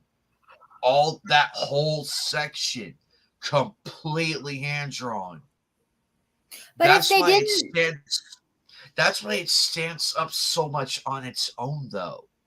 Oh, right? go ahead, so far. Go ahead. I was Go gonna ahead. say the elements we're talking about nature. I for me, that's what I think of when I think of Ghibli Studios. That's what I think they're noted for. So for me, if they didn't do it, that would be boring. You know, it would be too Very. flat. Oh, I'm not it would saying, fall flat. because that's their signature, and I think that's what sets them apart. Because their point of their movies is to make real life seem worth it, even though there's hardships to life. And so for me, the nature elements are kind of like a way you can find joy sometimes. Agreed. Mammoth, you have something to say, don't you? Go Okay, what do ahead, you got? buddy. Were they previously owned by Disney? Yes. They were Pixar. owned, they were the Disney Pixar. It's They were Pixar now. owned. Yeah, it was the Disney Pixar. Hold on, The that's one other the one Yes. that the one we saw when we were growing up. We didn't. Some of us saw the streamlined one, which was in the Toonami. In the Toonami release of it when they did the month of Miyazaki. That one was the streamlined one from my memory. I could be wrong though, I but don't know about that. I saw the one from the 80s with Kirsten Dunst's voice. That would okay, be the then that is Pixar one, is the one that G Kids re-released. So that would be on Disney back in the day because they were with the Pixar brand of the company, because they would take in control of certain films that were coming to the West that were being dubbed. Like, again, like Howl's Moving Castle, Ponyo, Kiki was the redub, their redub. And, like, hold on a second. The Wind Rises, but like the latest ones are being dubbed by G Kids. So when we get a Ghibli film, we get the dub version. They don't ever show like it as a foreign film the way it was in America. Do they ever do that? there was one here that was done by oh, it was a while back. I'm trying to Was remember the it name not? of it. It had a limited run here in the States. Was A the while recent back. one or the other one a while back? It was very recent. I just can't remember the The Boy name and the of it for Heron. the life. The Oh Boy and the yeah, Heron was that one. one. Yep. It was That that one was one. And there dubbed was by another G one. Kids, where you had like all the big names, like everyone, including the great Christian Bale, who returned. But yeah, it's so crazy though because the funny thing is one of the actors in that movie Sunflower, that was David Arquette's father And what's in the that name of movie. it again? Oh, this Kiki's one? yeah, ain't that crazy? Ain't that Oh, crazy? I never knew that. Like we said, going I back early in the film, and when we did Princess Mononoke, our good friend Eagle brought up that when you do look at these English dubs, it's not just like, oh, who's a random talent we're gonna get to voice these characters. No one's gonna know them.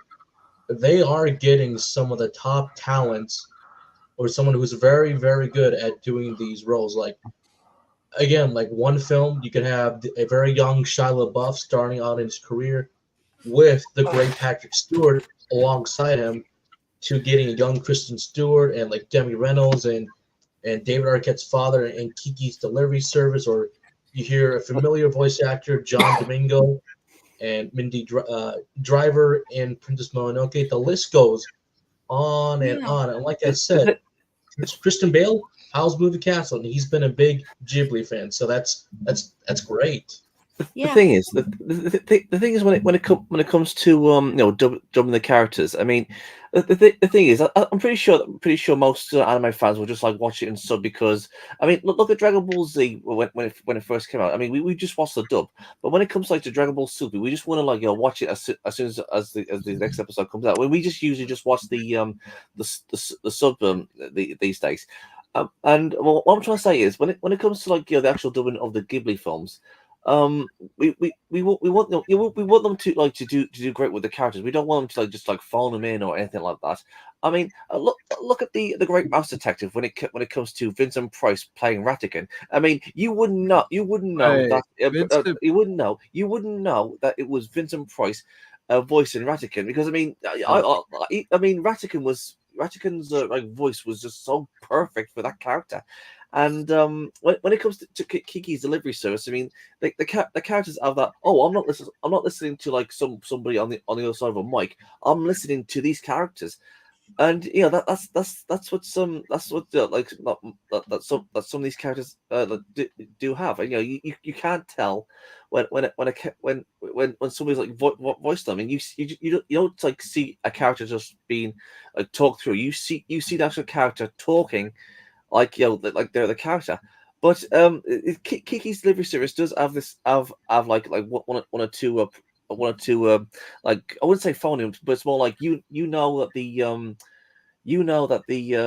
voice actors are like like talking through like these characters, and you know like, oh, this is this voice actor, or this is this voice actor. I mean, I'm not saying that every single character is like that, but you can tell when it comes to like certain voice actors in these characters. Hello. Yes, ma'am. Yeah, no, we're listening.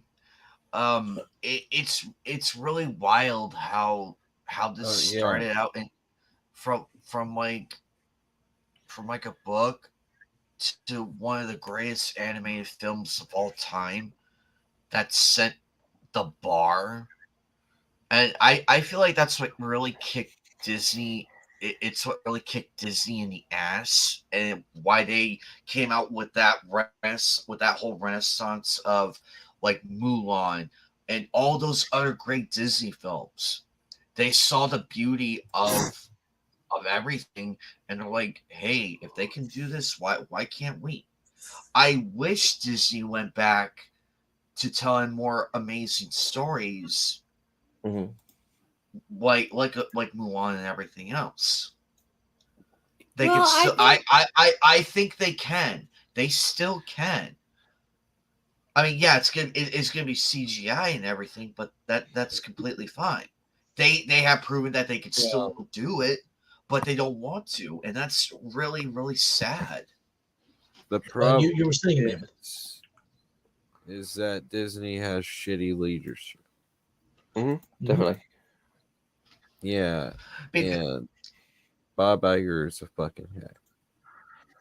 mhm. that he is, but so here's some little fun facts about Kiki's delivery service. Um, the town that is by the sea is actually modeled after Stockholm, Mm. and Visby too. And also there's some references from Ireland, France, and San Francisco are they're evident in there, but the roofs and the windows they are Europe. And the cool thing is Miyazaki himself traveled to Sweden during the production of this movie. Like he physically went there himself to do that, and that's why it looks so. It made like to some of the fans from Sweden, they would notice that right away. Like some of them be like, "Hey, I know that place," or "Hey, I know that," Right. and that's Right. what brings it. It was also Ghibli's first big hit. It grossed 3.66 billion yen. Put that in Uh, US dollar terms. Are we talking about Nausicaa? Oh no, that was Kiki's. yeah, Oh, Kiki. So But Kiki came first before My Neighbor Totoro. Oh no. This is like after Totoro, so Oh, because I would have yeah, thought Totoro. I would have thought Totoro would have been number one for them. yeah. However, Hmm. even though we're going to be talking about this anime next, Spirited Away remains at the top box office record of 30.4 billion yen. That is crazy. And apparently there is a cameo by Hayao Miyazaki himself. It's at the Oh, end oh, of the movie. It's at the end of the movie. I think I missed that on the rewatch. I'm like, it's It's probably at a the end of blink the and you'll movie. miss it. It's the guy. It's the gentleman with the glasses. That is him. And it's not often that he doesn't do like a Stan Lee or anything. It's the one-off chances that you do see it. This is one of them. It's rare he makes an appearance himself Oh in the wow, Ghibli films. that's cool. Like even like stuff like this is why it's important to buy physical copies of Blu-rays that actually Kiki, at least this take of Kiki, because Miyazaki had sons. He's like, I don't know how to write a I character for a girl like this, but then all of a sudden, talking with his producer, they realize, wait, you have a daughter who's around the same age as Kiki. That was where the inspiration for Kiki comes from for this film. The producer's kid owns kids. I'm like, so that's creative. It's the film for her. Wait, hold on. What did man? Uh-oh. Did it Uh-oh. cut out? And Oh, you said we'll be right back quick. So, actually, another fun fact. Iron Inquisitor brings this up. That's actually interesting. That's very interesting. I could see that. I could definitely see it. It's quite remarkable. I mean, this was so long ago, yet we're talking about it all these years later. like that just proves like we said, like how an impact Ghibli and like not just Ghibli. It's when you it's like a good friend said. Without the old entertainment we have back then, we would not be enjoying the stuff that we have today. It is that important. You got to think True. about like Thomas's. Oh God, I'm gonna butcher her name, but the father of manga himself, has stated that there will be a time when technology does get better, when you can actually start to reproduce his films, like kind of mimic his art style. But he said this, but nothing will beat a hand drawn animation. Oh, Yep, that's nothing will beat sad. a hand drawn animation. You can Hmm. have the best technology in the world to create the most realistic stuff out there for animation, but I'll take something by hand every day because it's every like brush stroke, painting, whatever Because in the that's on their scary and fingers that you can tell they've done so much that you can even see the imprints a little bit. I agree with that. But in realistic terms, though, do you think that people would want to do it? Because think about how much actual time it takes to do it. And if we're going to Oh, go back to hand drawn animation, do you think they're going to get paid the way they should? Because we have streaming services and CGI, people aren't going to do it. That's what I fear. So I think they would have to be independent studios that probably won't have a lot of money to themselves to begin with. Or am I missing something here? No, no, okay. no, it's a great I'm gonna have question. to quit. I'm gonna have to quit in for a second. I mean, have you even seen YouTube? I mean, YouTube I mean, the creators, the creators, well, YouTubers who create animations. I mean, they either do it like because of patrons, or they do it for like out of fun. I mean, I've seen like people who have so much passion of want to create their own works. That when they do bring out like their own Android animation, I mean they're really good. So I mean there is like passion there for to create their own work. Oh, But the good. but the thing is, I mean it's there's like loads of variables when it comes to like Android and stuff. I mean yeah, it does take a very long time. I mean people are mostly like in it for for the money really. Like like just it's like it's a job. It's it's something that needs to be done and all that stuff. And it's like when it comes to like to Japanese animation, when it comes to like episode week by week. I mean, it takes a lot of work. It's and I mean, so even like even some of the characters are just like standing there and there's like just moving them mouths, and that takes like a lot of work. What I'm trying to get at is, I mean, the passion and love for 2D animation and drawing it is still there, but all thanks to CGI animation, people are more like into that than the Android stuff. And you know what? I'm just going to say it sucks that people these days don't appreciate the hand drawn stuff. They think, oh, because it's hand drawn, it must be very, very childish, which is absolute bogus, absolute Right. 100% bogus. Because there is a lot of animations out there that has really broken my heart when it comes to the stories. I mean, The Lion King was fantastic. Okay, I won't be able to like list them all, but I've seen a lot of movies, a lot of series that has been hand drawn animated, like in the West and in the East. And you know what? They were some of the best stories I have ever seen, and the art was really beautiful, and all that passion and love that went into these drawings, they were absolutely 100% superb. And it's the people who like makes these animations out of like passion and love. I mean, that's where it is. That's where the passion is.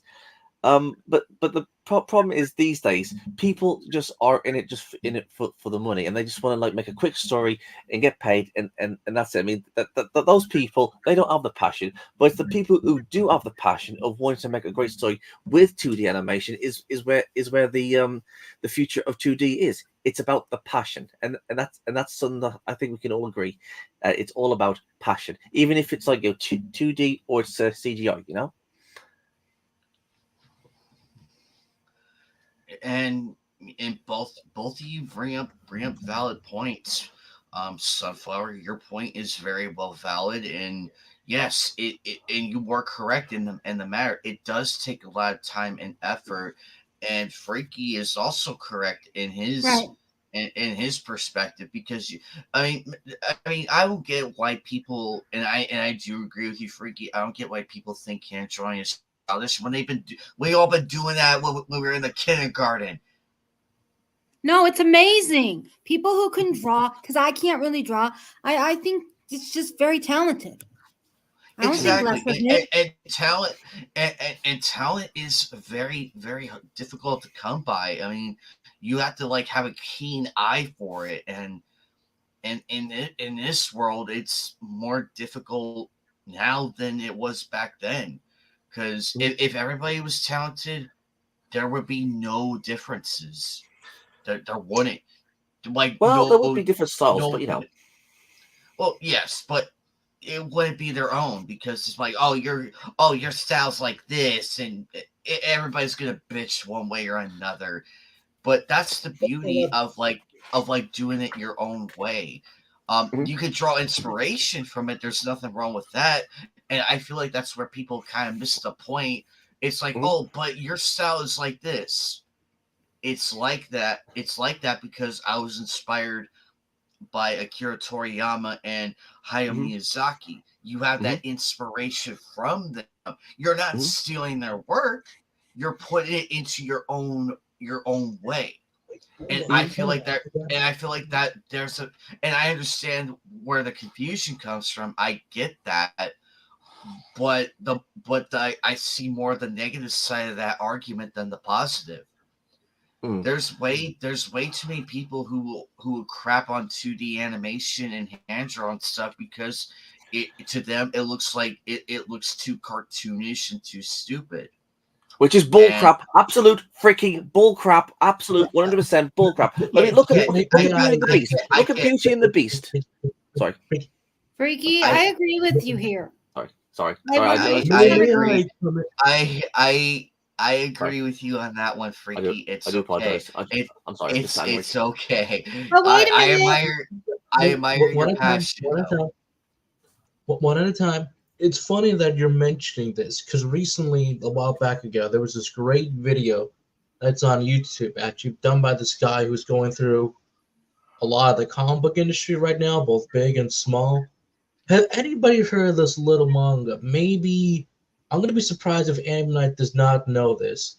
Go on. Anybody heard of the little comic book by Wendy Pini called Elf Quest? I've heard of this. This is a lady who, back in her day, again, we talk about being inspired by anime or like manga artists.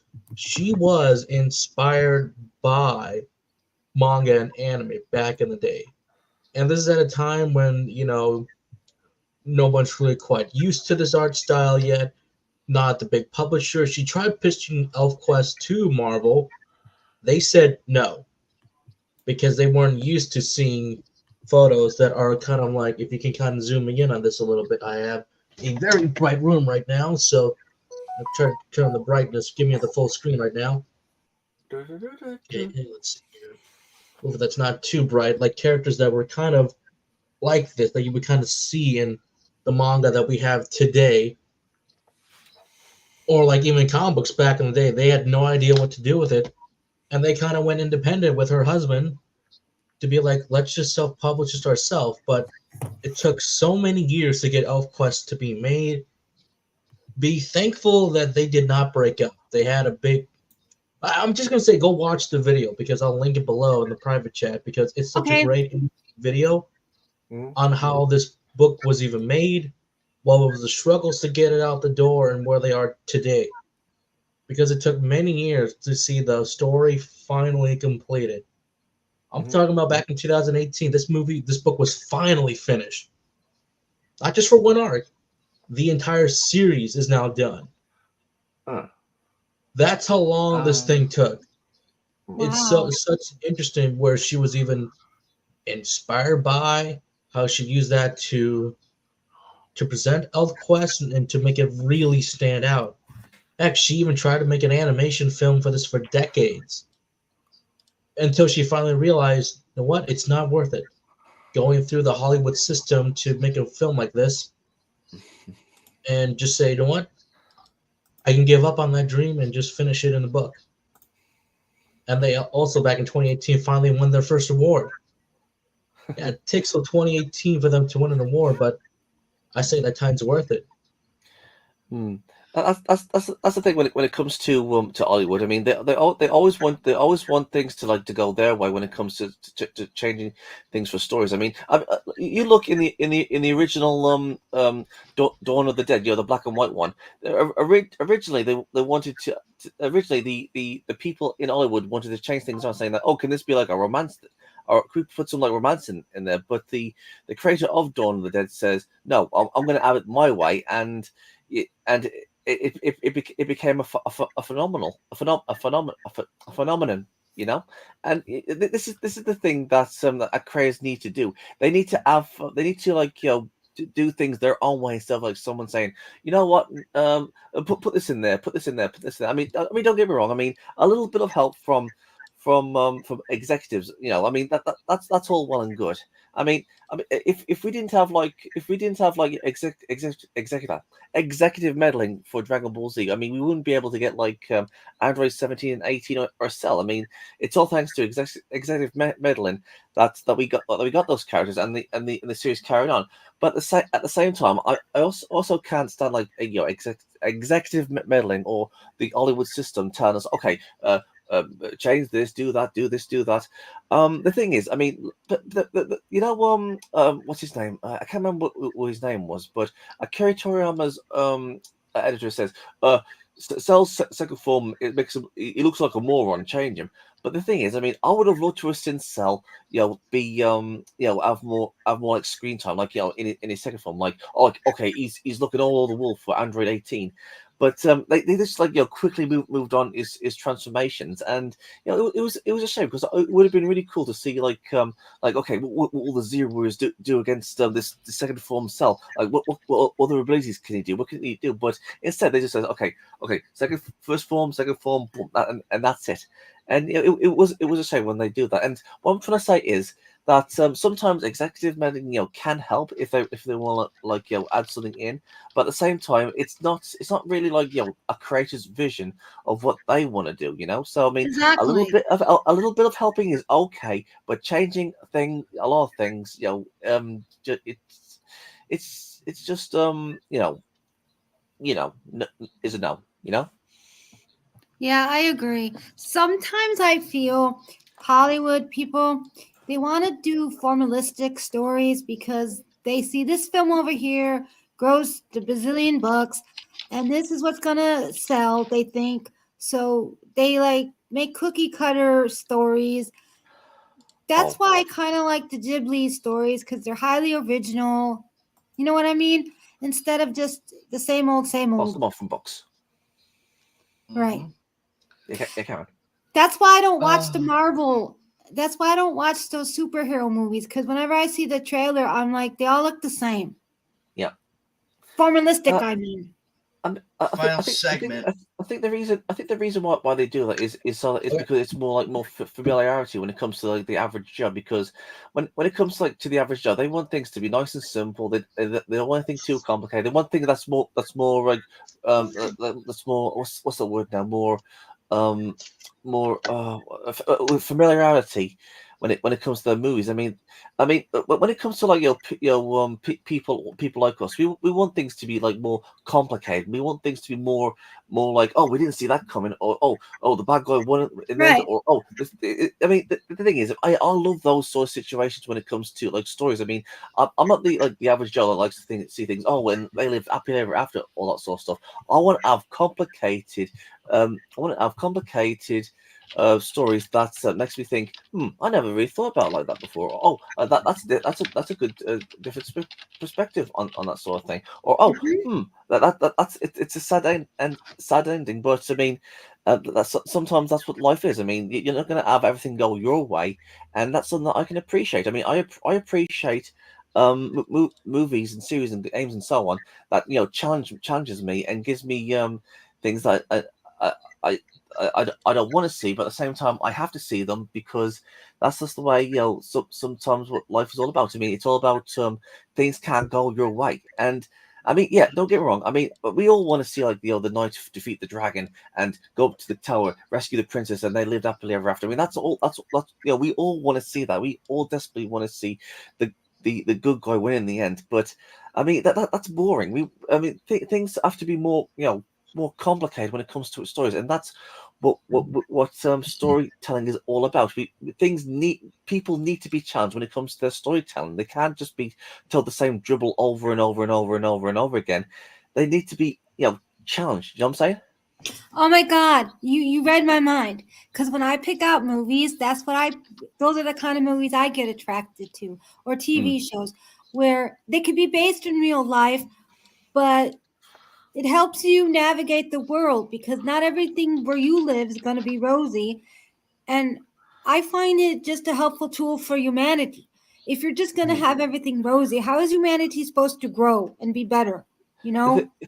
think I think the reason why they do that is because the reason why they have these like cookie cutter characters and all these like happily ever afters is because the average Joe doesn't have time to like think about other things like what we geeks do all the time. Like, okay, so what if this character did this, or what if this character did that, blah blah blah, that sort of thing.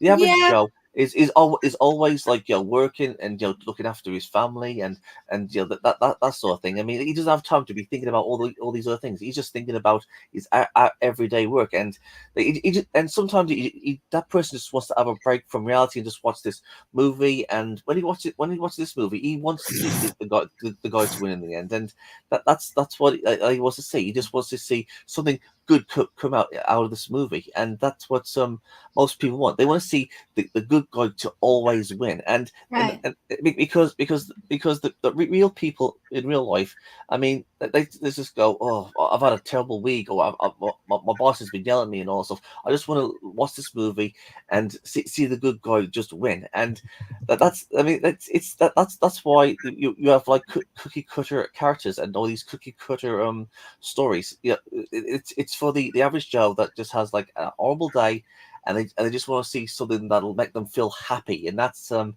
that's something that's what that's what Hollywood does for all these like stories. That's why they're all Okay. cookie cutter, you know. I don't have a problem with escapism. I think it serves a purpose, but I also think we should appreciate more people should try to appreciate depth stories once in a while. Mm. And you know what? I'm all for complicated situations when it comes to stories. I mean, in fact, I appreciate stories when it's all complicated. But at the same time, I can understand why the average Joe always wants like the good guy to always win, or how a story or our story. He wants the story to go like his way, and I completely understand because okay, I looked this up. There's this Korean movie called Hide and Seek, and I'm going to go into spoilers here, so you guys might not see it. But anyways, listen. In this movie called Hide and Seek, the Korean movie, it's about this father who has like two kids. He's got a wife, and he owns this he owns this like this very fancy cafe, and he like lives in a really nice house, and and as the story goes on, we find out that he isn't a nice person. Right, he isn't like this noble good father. Well, okay, he's a good father. He's a good husband and all that stuff. But in his past, he actually ruined somebody's life. He ruined somebody else's life. He was actually adopted into this very rich family, and his like stepbrother was like really ugly, like all these scabs and all that stuff, right? And this person, the main character, he actually framed his brother of something that he didn't do, and the stepbrother didn't do anything. I can't remember what he did, but after when the main character framed his stepbrother, he was cut off from the family. He had nowhere to go. No one believed him. Everybody just hated him, and we find out later. Okay, I'm going to go into spoilers, by the way. Later on, we find out that the brother actually died. The brother actually died, and it was somebody Oh, else who was somebody else who was like doing all these other horrible things, and we all assumed that it was the brother who came back for revenge against his brother for framing him, but it wasn't him. I know I've spoiled I spoiled the movie there, but um.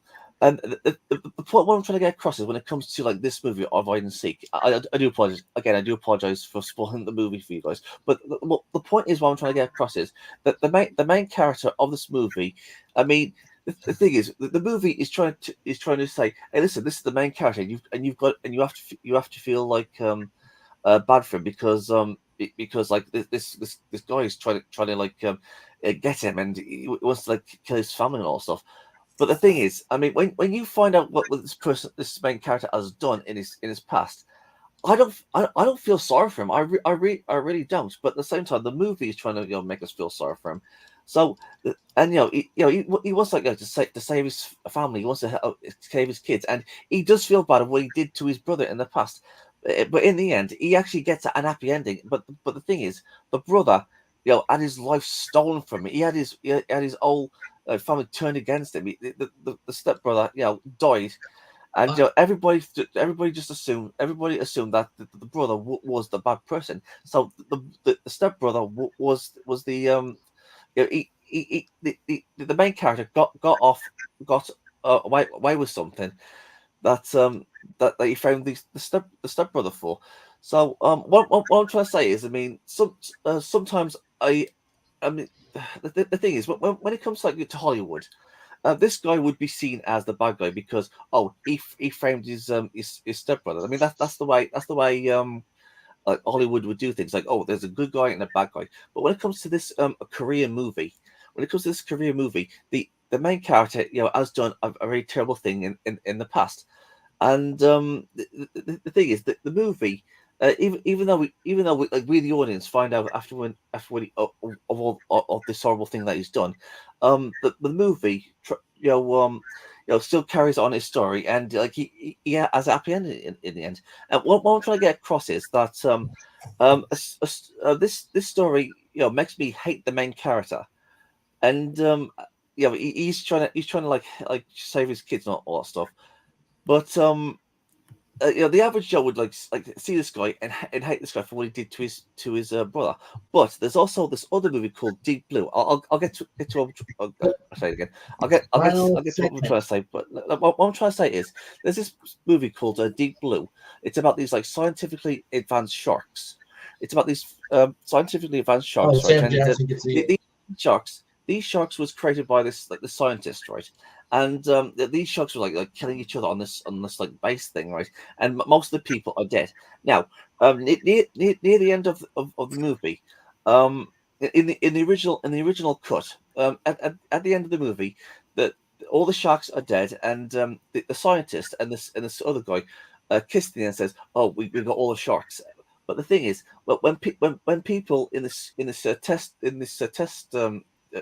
audience thing, that when they watched the movie, they didn't like the fact that this scientist who created the sharks, they didn't like the fact that this person who created the sharks was alive in the end, because it was all thanks to this scientist who was a woman, by the way. It's all thanks to this woman who created these sharks. She's the reason why all these people died on this base. It's all because these sharks escaped and they started killing everybody.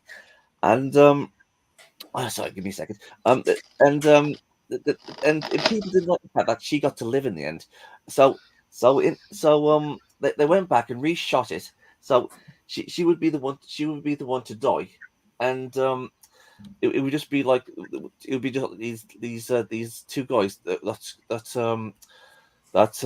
escaped the sharks. So that's what I'm trying to get is, I mean, you're going to have an audience that's well, okay, but by the way, Deep Blue is an Hollywood Western thing, and what I'm trying to get across is that I mean, we the audience want things to go our way. We always want things to go like, okay, this person deserves this person deserves that, this person deserves that, blah blah blah. We all want things to go the way we want them to, right? Right? And and that's the thing when it comes to to the average Joe. They want things to go their way, and the way things they want to go. Because I mean, in the average Joe's mind, everything has to be balanced. Everything has to go, the way life goes in his mind. And that's the thing when it comes to like something like hide and seek or deep blue, the original. I mean the woman who created these sharks, she got to live in the end, but it's all thanks to the test audience that says, hey, listen, we didn't like this scientist woman living in them because she's the one who made these things, and it's all thanks to these sharks that she created that killed all these people, so she deserves to die. So yeah, they went back, reshot it, so that way she would die, and some other guy would live in the end instead. So you can see what I'm trying to say. And you know what, I have been in that seat before, because there has been like series of movies that I've watched, and there has been like characters that I wish that died. There were characters that I wish that lived. There's been like situations that I wish that character would go through, like, oh, I wish this character would end up with this character, or that character would end up with this character.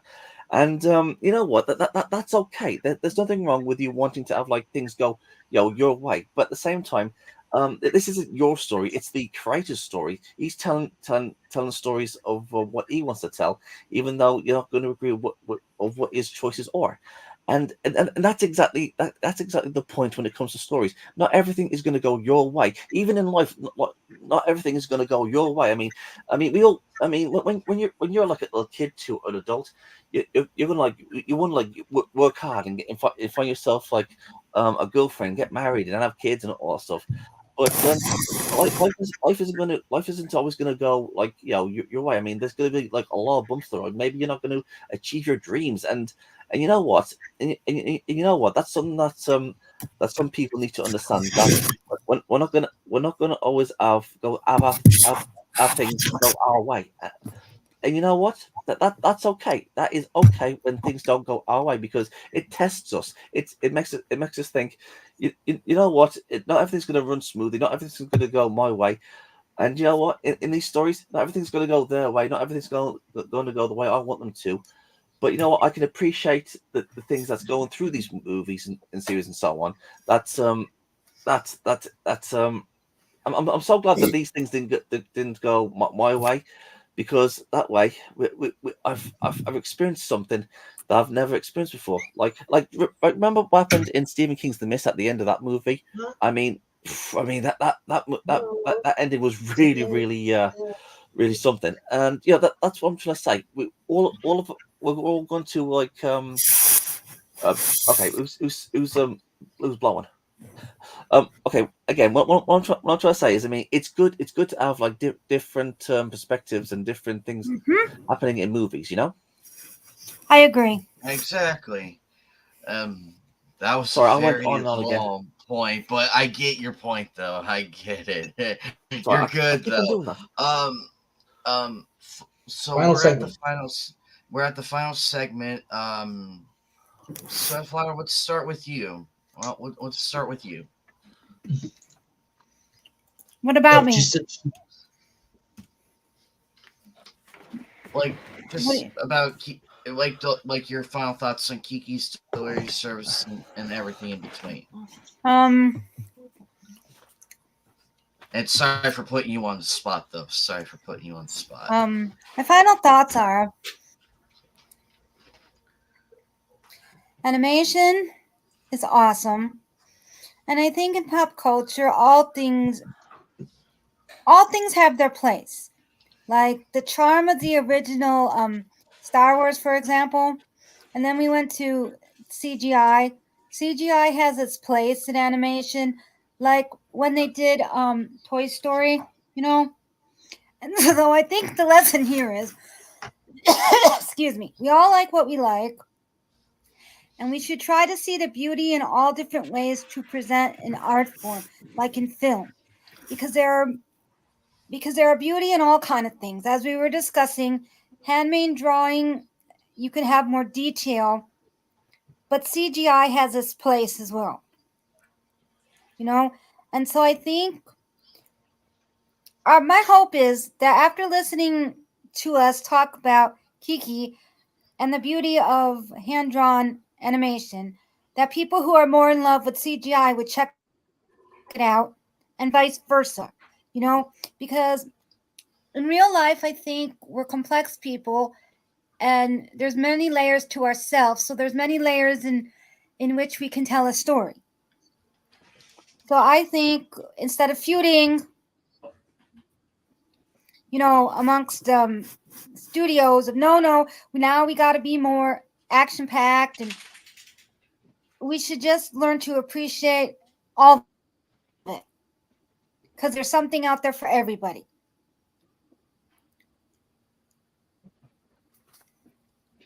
I hope that makes sense. Yep, It does. Joker, let's go ahead with you, buddy. Okay, as we all been talking about, That was a good one. Go ahead. Yeah. Anyway, yeah, this is easily my favorite of the Ghibli films. Special Place Kid is a hard and honestly, at this tail as a date and age, you need like more films like Kiki out there, and you need characters like Kiki that, despite how young they are, it's okay if you let them to be kids. At the same time, you know, they're allowed to complain about stuff. They are allowed to try to experience the world within their own life, but there's also, you need to support them. Having a good support group, you know, getting a job is not as easy as this movie made out to be. Real life is hardship. It's about like hardships, you know, coming of age, growing up, but it's also about finding a place in the world. In the book, and even at the end of the film, she does talk about her experience with her family, but she eventually continues to stay living in the town, and that's where she ends up in the book. And the end, staying in that town, she has found her place in the world with the great supporting people with her. This is my favorite film of all time. It's still gorgeous to this day, and I encourage a lot of people to go watch Kiki. Go watch the rest of the Ghibli library. It's amazing. Question: Did she learn any more spells, or did she just learn how to fly? No. She just learns how to fly. Like even the book, she said it's just flying. But here's the thing: you don't need multiple different things out there. You can have just a simple core aspect of a character and start to expand upon that. What was the core aspect of Kiki? She was childish, but we kept expanding to she got mad, she got upset early, she's determination, she's like she does get lonely, she's afraid of losing things that she has only known. But at that same time, there was her learning so much about the world. There's a core to every character, and when you start branching out, you get all these complex characters out there. And what was Aang? Funny and goofy. That was his core character. Like he was very funny. He was more upbeat. He was a pacifist. Yet, what did we learn so much from Aang? We learned so much about him and the rest of the world, and how his viewship kept changing constantly. That's part of a core character. You need to have a core. I mean, I can have a character with multiple different powers, but sometimes they kind of get a little boring and samey. But for a book like Kiki's, I think you just need a nice core message that's aimed at a certain audience. And looking back at it now, it's like the movie holds up very well. You could show it to a teenager this year, and they'll say that, "Oh my God, this is my life right now. What am I doing?" And that exactly. And it is an eye opener sometimes for many others who just sit down and watch it. Freaky, what's your final? Oh, go ahead, Joker. Go ahead. Go ahead. Oh, go ahead, Freaky. You talk. Yeah, it's Well, kinda cute. well, Ooh. that is cute. Ooh, that's pretty. Blu-ray That's DVD pretty. right there. So, Mm. I love the Blu-ray because she's in the bakery just waiting. That's where she says, "I'm getting fat. I will get fat." And this is her later in the film delivery. So that's kind of cute. They put two scenes together. Well, when it comes to like Kiki's delivery service, I mean it's not a grand adventure. It's not a complicated story. It's not nothing anything complicated like that. I mean it's just a simple story about a little girl who happens to be a witch. That doesn't impact the story. But she's living like. Okay, stop. Continue, Freaky. I'm so sorry. That was too funny not to pass up. I'm so sorry. Go ahead, buddy. Go ahead. All you. The floor is you. Okay. What it is, it's just a simple art-warping little story of everyday life, and you know what? Those are one of my favorite sort of things. It's a show about nothing, and shows or movies about nothing is, in my opinion, one of the best things. It's because you're just seeing life like play out. Again, there's no like big adventures, there's no like armies fighting. There's no two guys duking out anything or fighting over something. It's just the daily life of this one kid, and there are there's one of my favorite series, Lucky Star, and that show is literally about nothing. It's just about these four girls and their families just like living their daily lives of just do mundane things, and and you know what, I'm going to say this: movies about nothing is possibly movies and series about nothing. It's possibly one of the best things you can watch, especially when it comes to Kiki, because not only is it like like everyday life, it's also heartwarming. It's beautiful, and it's fun, and it's just an all around great movie in my opinion. And you know what? I highly recommend everybody go and check it out. It's especially if you're like down in the dumps or you're upset, or it's one of those movies that makes you feel better like after like watch it. All right, I'm back. Welcome back. Exactly. And all points are valid. For me, for my final segment, this is a movie I highly, not just me, but everybody in this panel and in the chat, we all ask anybody about this film, and you'll hear vast different stories like here tonight and all over the world. That's the biggest impact these Ghibli films have. And the fact that we are talking about this, I want to say 40 years later. Like, I know it's not there, but it's not nearly there, but it's almost. It goes to show that these stand the test of time, and it's a lot of fun to watch. I mean, if anybody in the family, even if they're not anime fans, they will get a kick out of this. It's lighthearted. It's funny and whimsical, but also has a message behind it if you pay attention. And I have a feeling you can learn from it. And I wish that we had more stuff like this. I really wish we did, because anime, in it's a one big conundrum of vastly different ideas, different stories, different characters.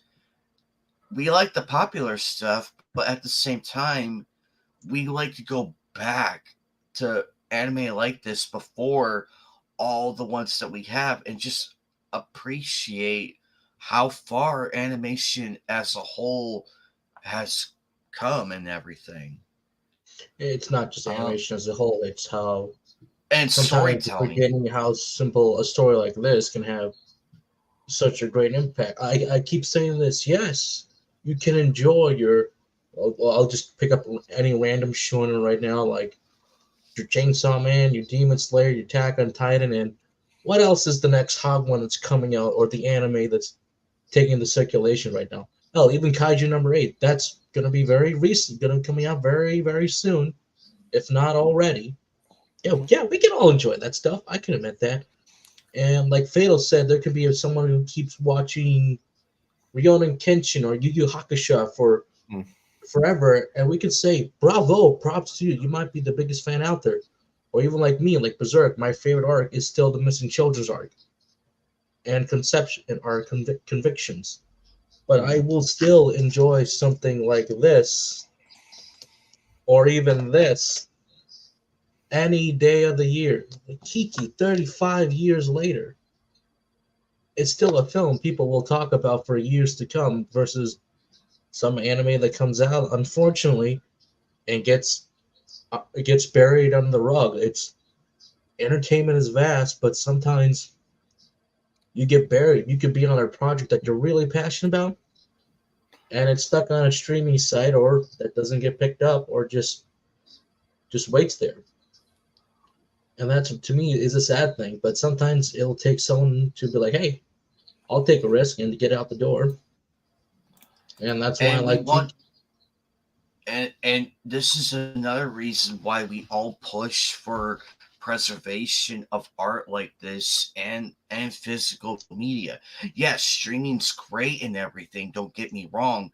There's a lot of good things to the streaming service, but also it does not hurt to with the have a recent physical. news of what's happening with our films right Well, now, and yes, yeah, yes. it's There's shocking. It's also very a dark. shocking. There's also a dark side to it, and unfortunately, that outweighs the good stuff from it. It outweighs it. Unfortunately, I wish it was all fun and good and everything with the streaming stuff. I wish it was, but the grim reality is right there in front of you. That's why everybody on Twitter, myself included, Silent Joker, many others, we are pushing to preserve the physical copies because those are disappearing at an alarming rate, and it terrifies me how fast we are forgetting physical media. Because I rather have my anime collection and my manga collection that I can watch at any time. And all I gotta do is just pop the disc in, sit back with the popcorn, and just watch it. But also at the same time, it's the money that I saved up for that I bought that movie or that show with my own dollars. I'm funding It's something yours along forever.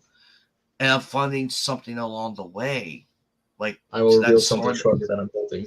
You know, Example, I but agree with you close up. about the physical media aspect because I work in a public library, in case you didn't know. And we have books on CD and all of that. And I don't care if you like that. I think everybody should have a chance to like what they like in pop culture and digest the media they want.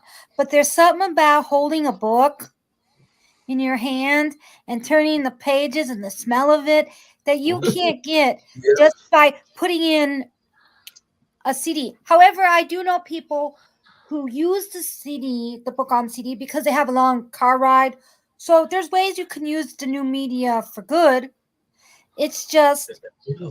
you have to appreciate the old media to, like you were saying before, to see how far we've come, you know? And I think that's lost on this generation now.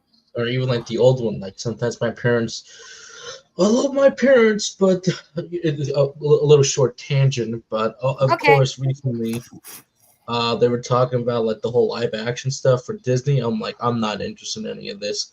Or why they keep saying that? Why don't you? I do not like the live action Lion King.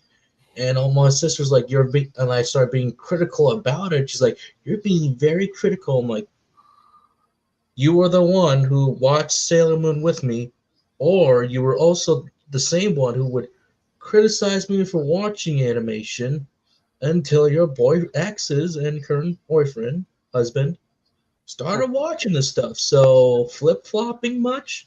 Like even my other brother-in-law, he's actually getting into anime, and we started recommending him on Facebook and his buddies. Like, you should watch this, read this. I even recommend something else. Get him to watch Monster.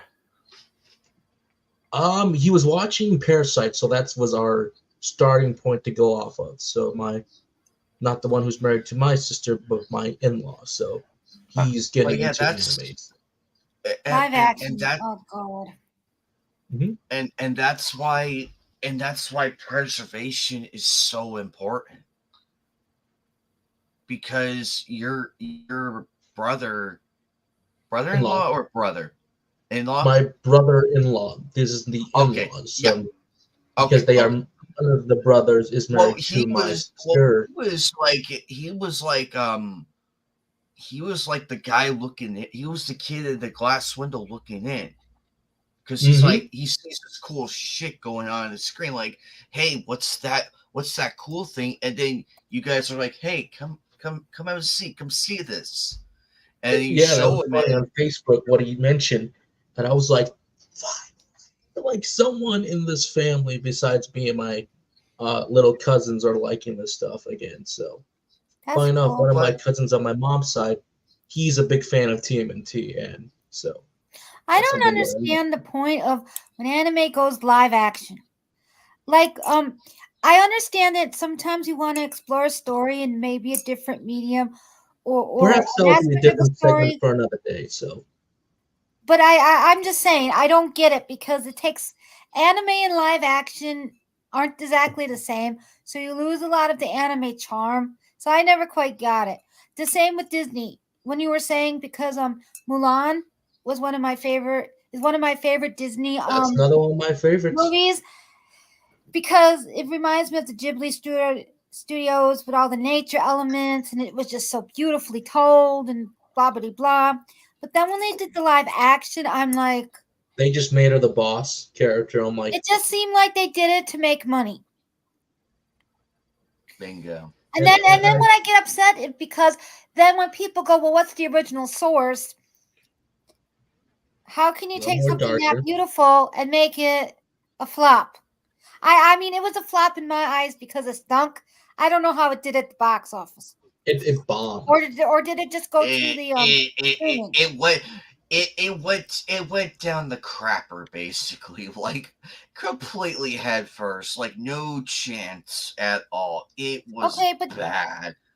But didn't they do the anime Cowboy Bebop? Didn't they make that live action? We don't talk about that one. Okay, but there is. There is. Okay, that means it's not good. So, to the anime lovers here, before we go, was there ever a live action that you thought on its own was good? That was from an anime, or are they all just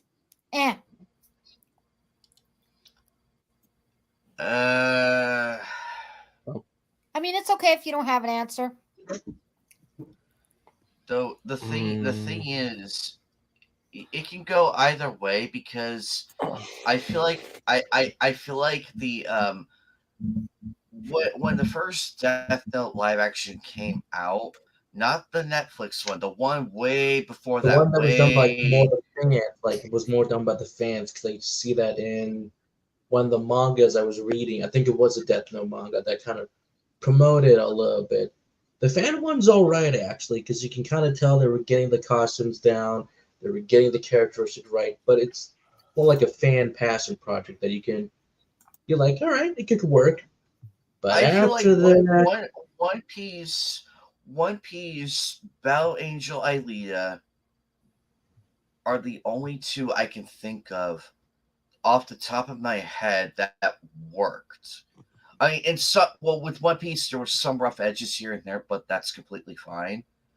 But Battle Angel Alita was a one for one of the original. They had the source material, everything. It was a one for one shot. Some scenes maybe, definitely but like Cameron was being very concerned about that one. And don't forget, he's also an anime fan too, because Del Toro introduced him to the manga, and he fell in love with it and wanted to make a live adaptation. Well, we all know what and happened. Avatar was keeping him too busy. But Robert and Rodriguez said, "But what about Alita? What if I directed that?" And in the interviews, you can tell how much Cameron was passionate about this. And he's like, "Robert's doing a great job, but he also knows when and to be like to make and some he rough and decisions." to and to Robert's credit, I may not like his politics and everything. He did do a good job. He did a great job with it with what he was given. I would have loved to Yeah, see the camera. I would love to see James Cameron do it. That would have been interesting. But I'm happy that we Whoa. managed to. But I'm happy that we managed to get a live action about Angelina. I'm happy we had a chance with that. And it definitely regard, with two that you've mentioned, they even had their creators, come in and look at it, and they're like, again, Oda Sensei, he was very proud of how the adaptation went. Don't forget, he said he loved the snail phone, his little snail phone. and When he has that, he was very happy. Not to mention, you also have the original Japanese cast praising the performances of all the One Piece live actors. So that is saying something. If you make the original voice actors happy, you've you're done fine. something right. You're Absolutely. doing something. You're doing fine. You're Uh, fine. You don't have to do I'm any not. more changes. Just keep doing what you're doing, and everything will be okay. Right. I don't know what. I feel like they did learn from that god awful Death Note one. I feel like they learned from it, Oh, and yeah, same Technically, with that's I would like to say one thing controversial. about the Netflix Death Note. One of the that. directors said that he actually did like the adaptation. It's different, but he liked it. Yeah, one of the anime directors who's yeah, I believe is the SAO original director. He said that he liked it. So I'm like, Of Death to each Note? his own. But if he liked it, then I'm like, all right. Maybe he's taking from a different viewpoint, saying that it's a different adaptation, not one to one, it's different. But maybe he liked it enough to say, hey, I liked it. Hey, I'll go into it. Yeah, I liked it.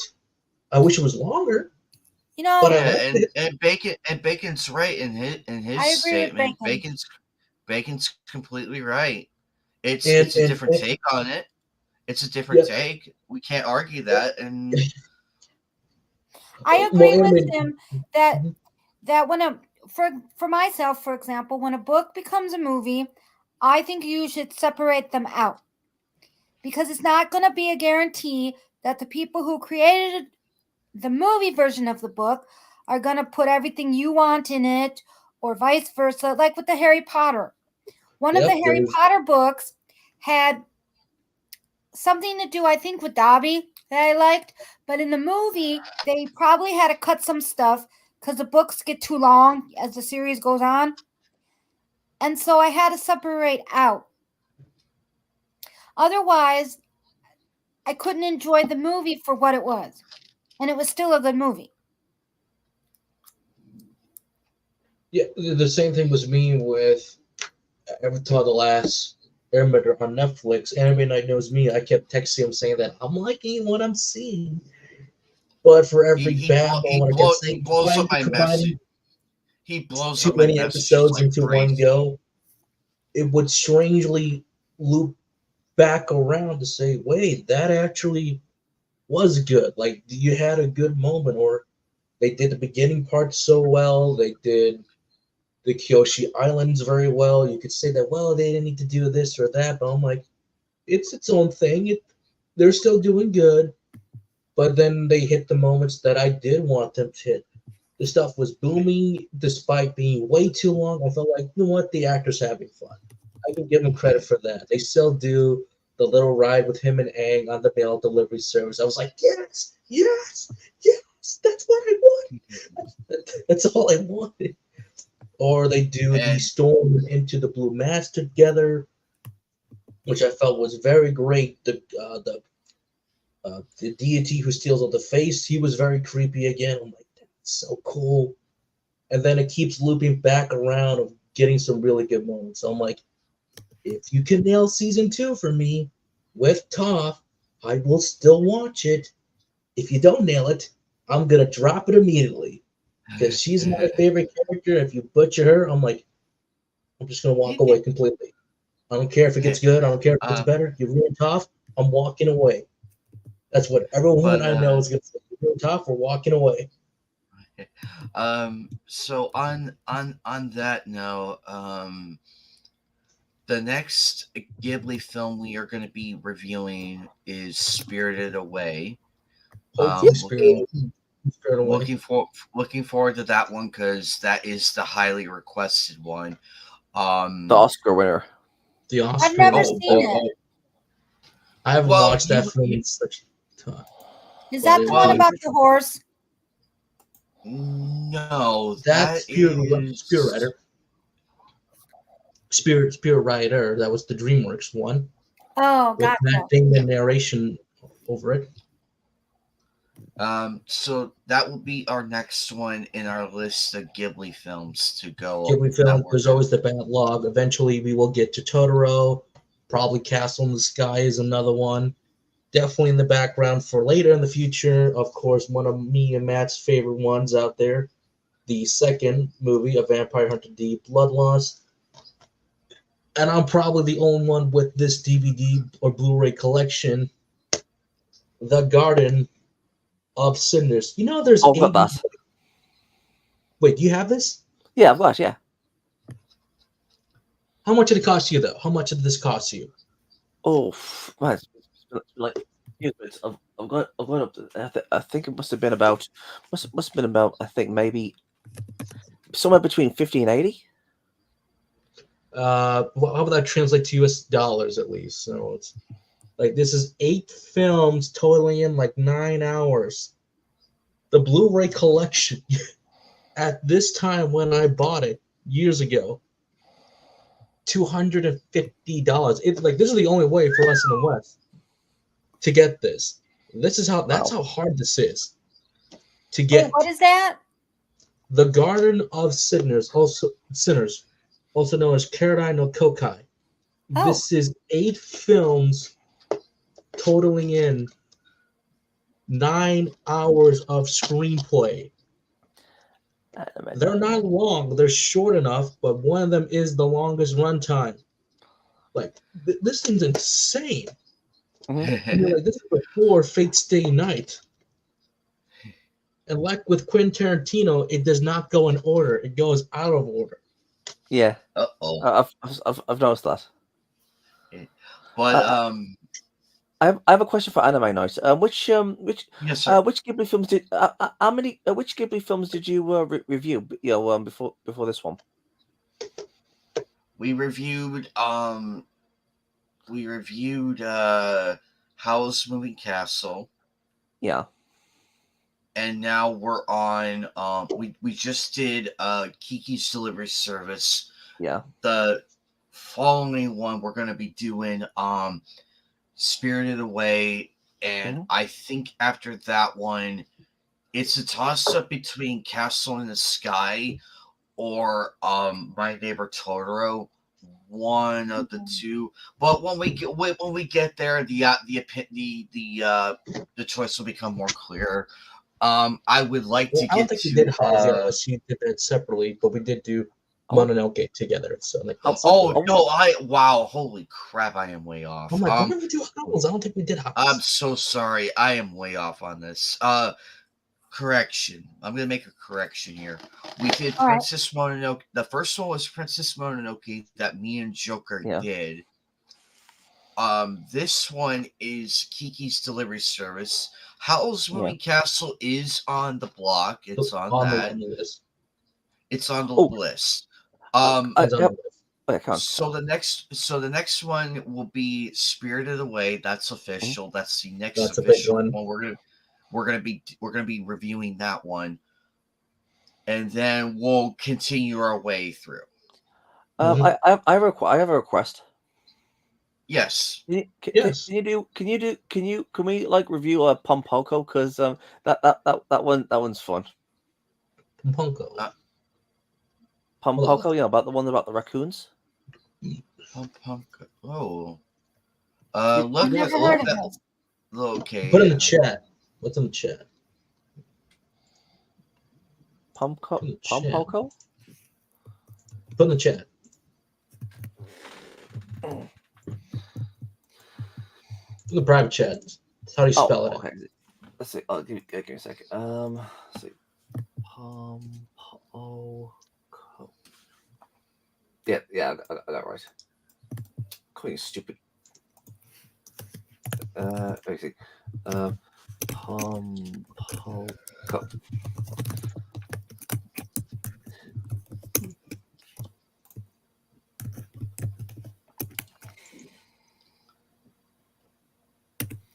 Wait, are those the ones that transform into that? Can't say it on YouTube. Yeah, I know what you're talking about. Is this that film? Yeah. Oh, I know exactly what you're talking about.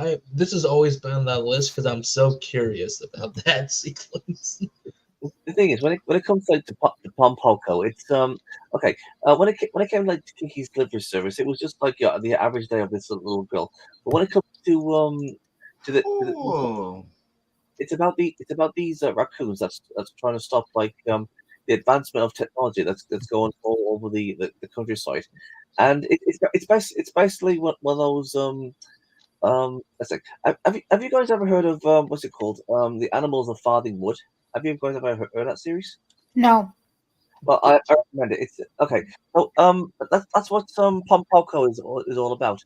It's all about these raccoons that are trying to stop humans from like advancing their technology onto like their land, and it's basically it's basically about it's an environmental story, but in a good way. I'm not talking about like that. Oh, man is bad sort of thing, but I mean, when it comes to Miyazaki's to all his films, I mean, after them is more of about like the environment and like and how beautiful it is, and we have to like look after nature, that sort of stuff. And Pompoko is like one of those movies that says, yeah, we need to look after nature, but it's not in your face about it. So it's one of those environmental stories that's actually good. So I reckon. So I like to like recommend that, please. All right, we'll put on the list. Definitely put on the list and check it out. Oh, Clancy Brown is in this one, and Jonathan Taylor Thomas. Hello, Alex. And J.K. Simmons. Holy crap! J.K. Simmons is a great actor. Mm-hmm. Great actor. He's going to be retiring soon, but again, like I keep bringing up, that Eagles brought up a very good point. You look at these films, and you have no idea who's acting it, and then you realize J.K. Simmons was in Pompoko. It's like, whoa, holy! Or even like a young Jonathan Taylor Thomas. I was like, dang.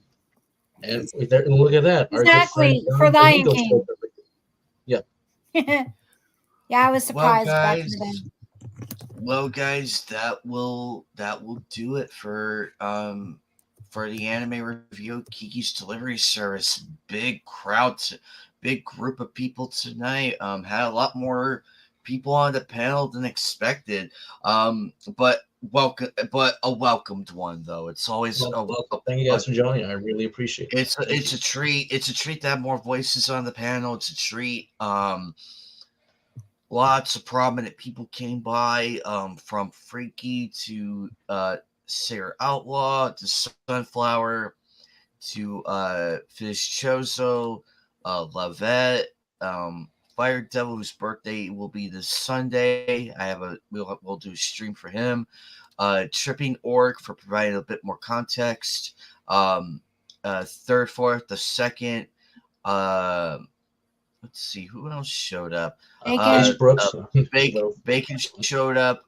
Pop Culture Mechanic, one of my favorite people out there. Iron Inquisitor, Happy Dinosaur, really good people. Mammoth, Base Brooks, and then of course Bacon with love. Can't wait. Yep, and then Alex, also Bacon. We will see you this Friday night on your stream. Looking forward to that. We will be back again with this though. I just gotta come up with the time and day for it to happen. But if Wednesdays are lining up, then we will make it every Wednesday if we can, as long as we can and able to. As long as we don't get bored of watching these films or shows, we'll keep doing that, man. Again, keep submitting those requests. I think they really help us out because it's like Freaky, you mentioned Pompoka. All right, we'll put that on the list. Yeah. I recommend it.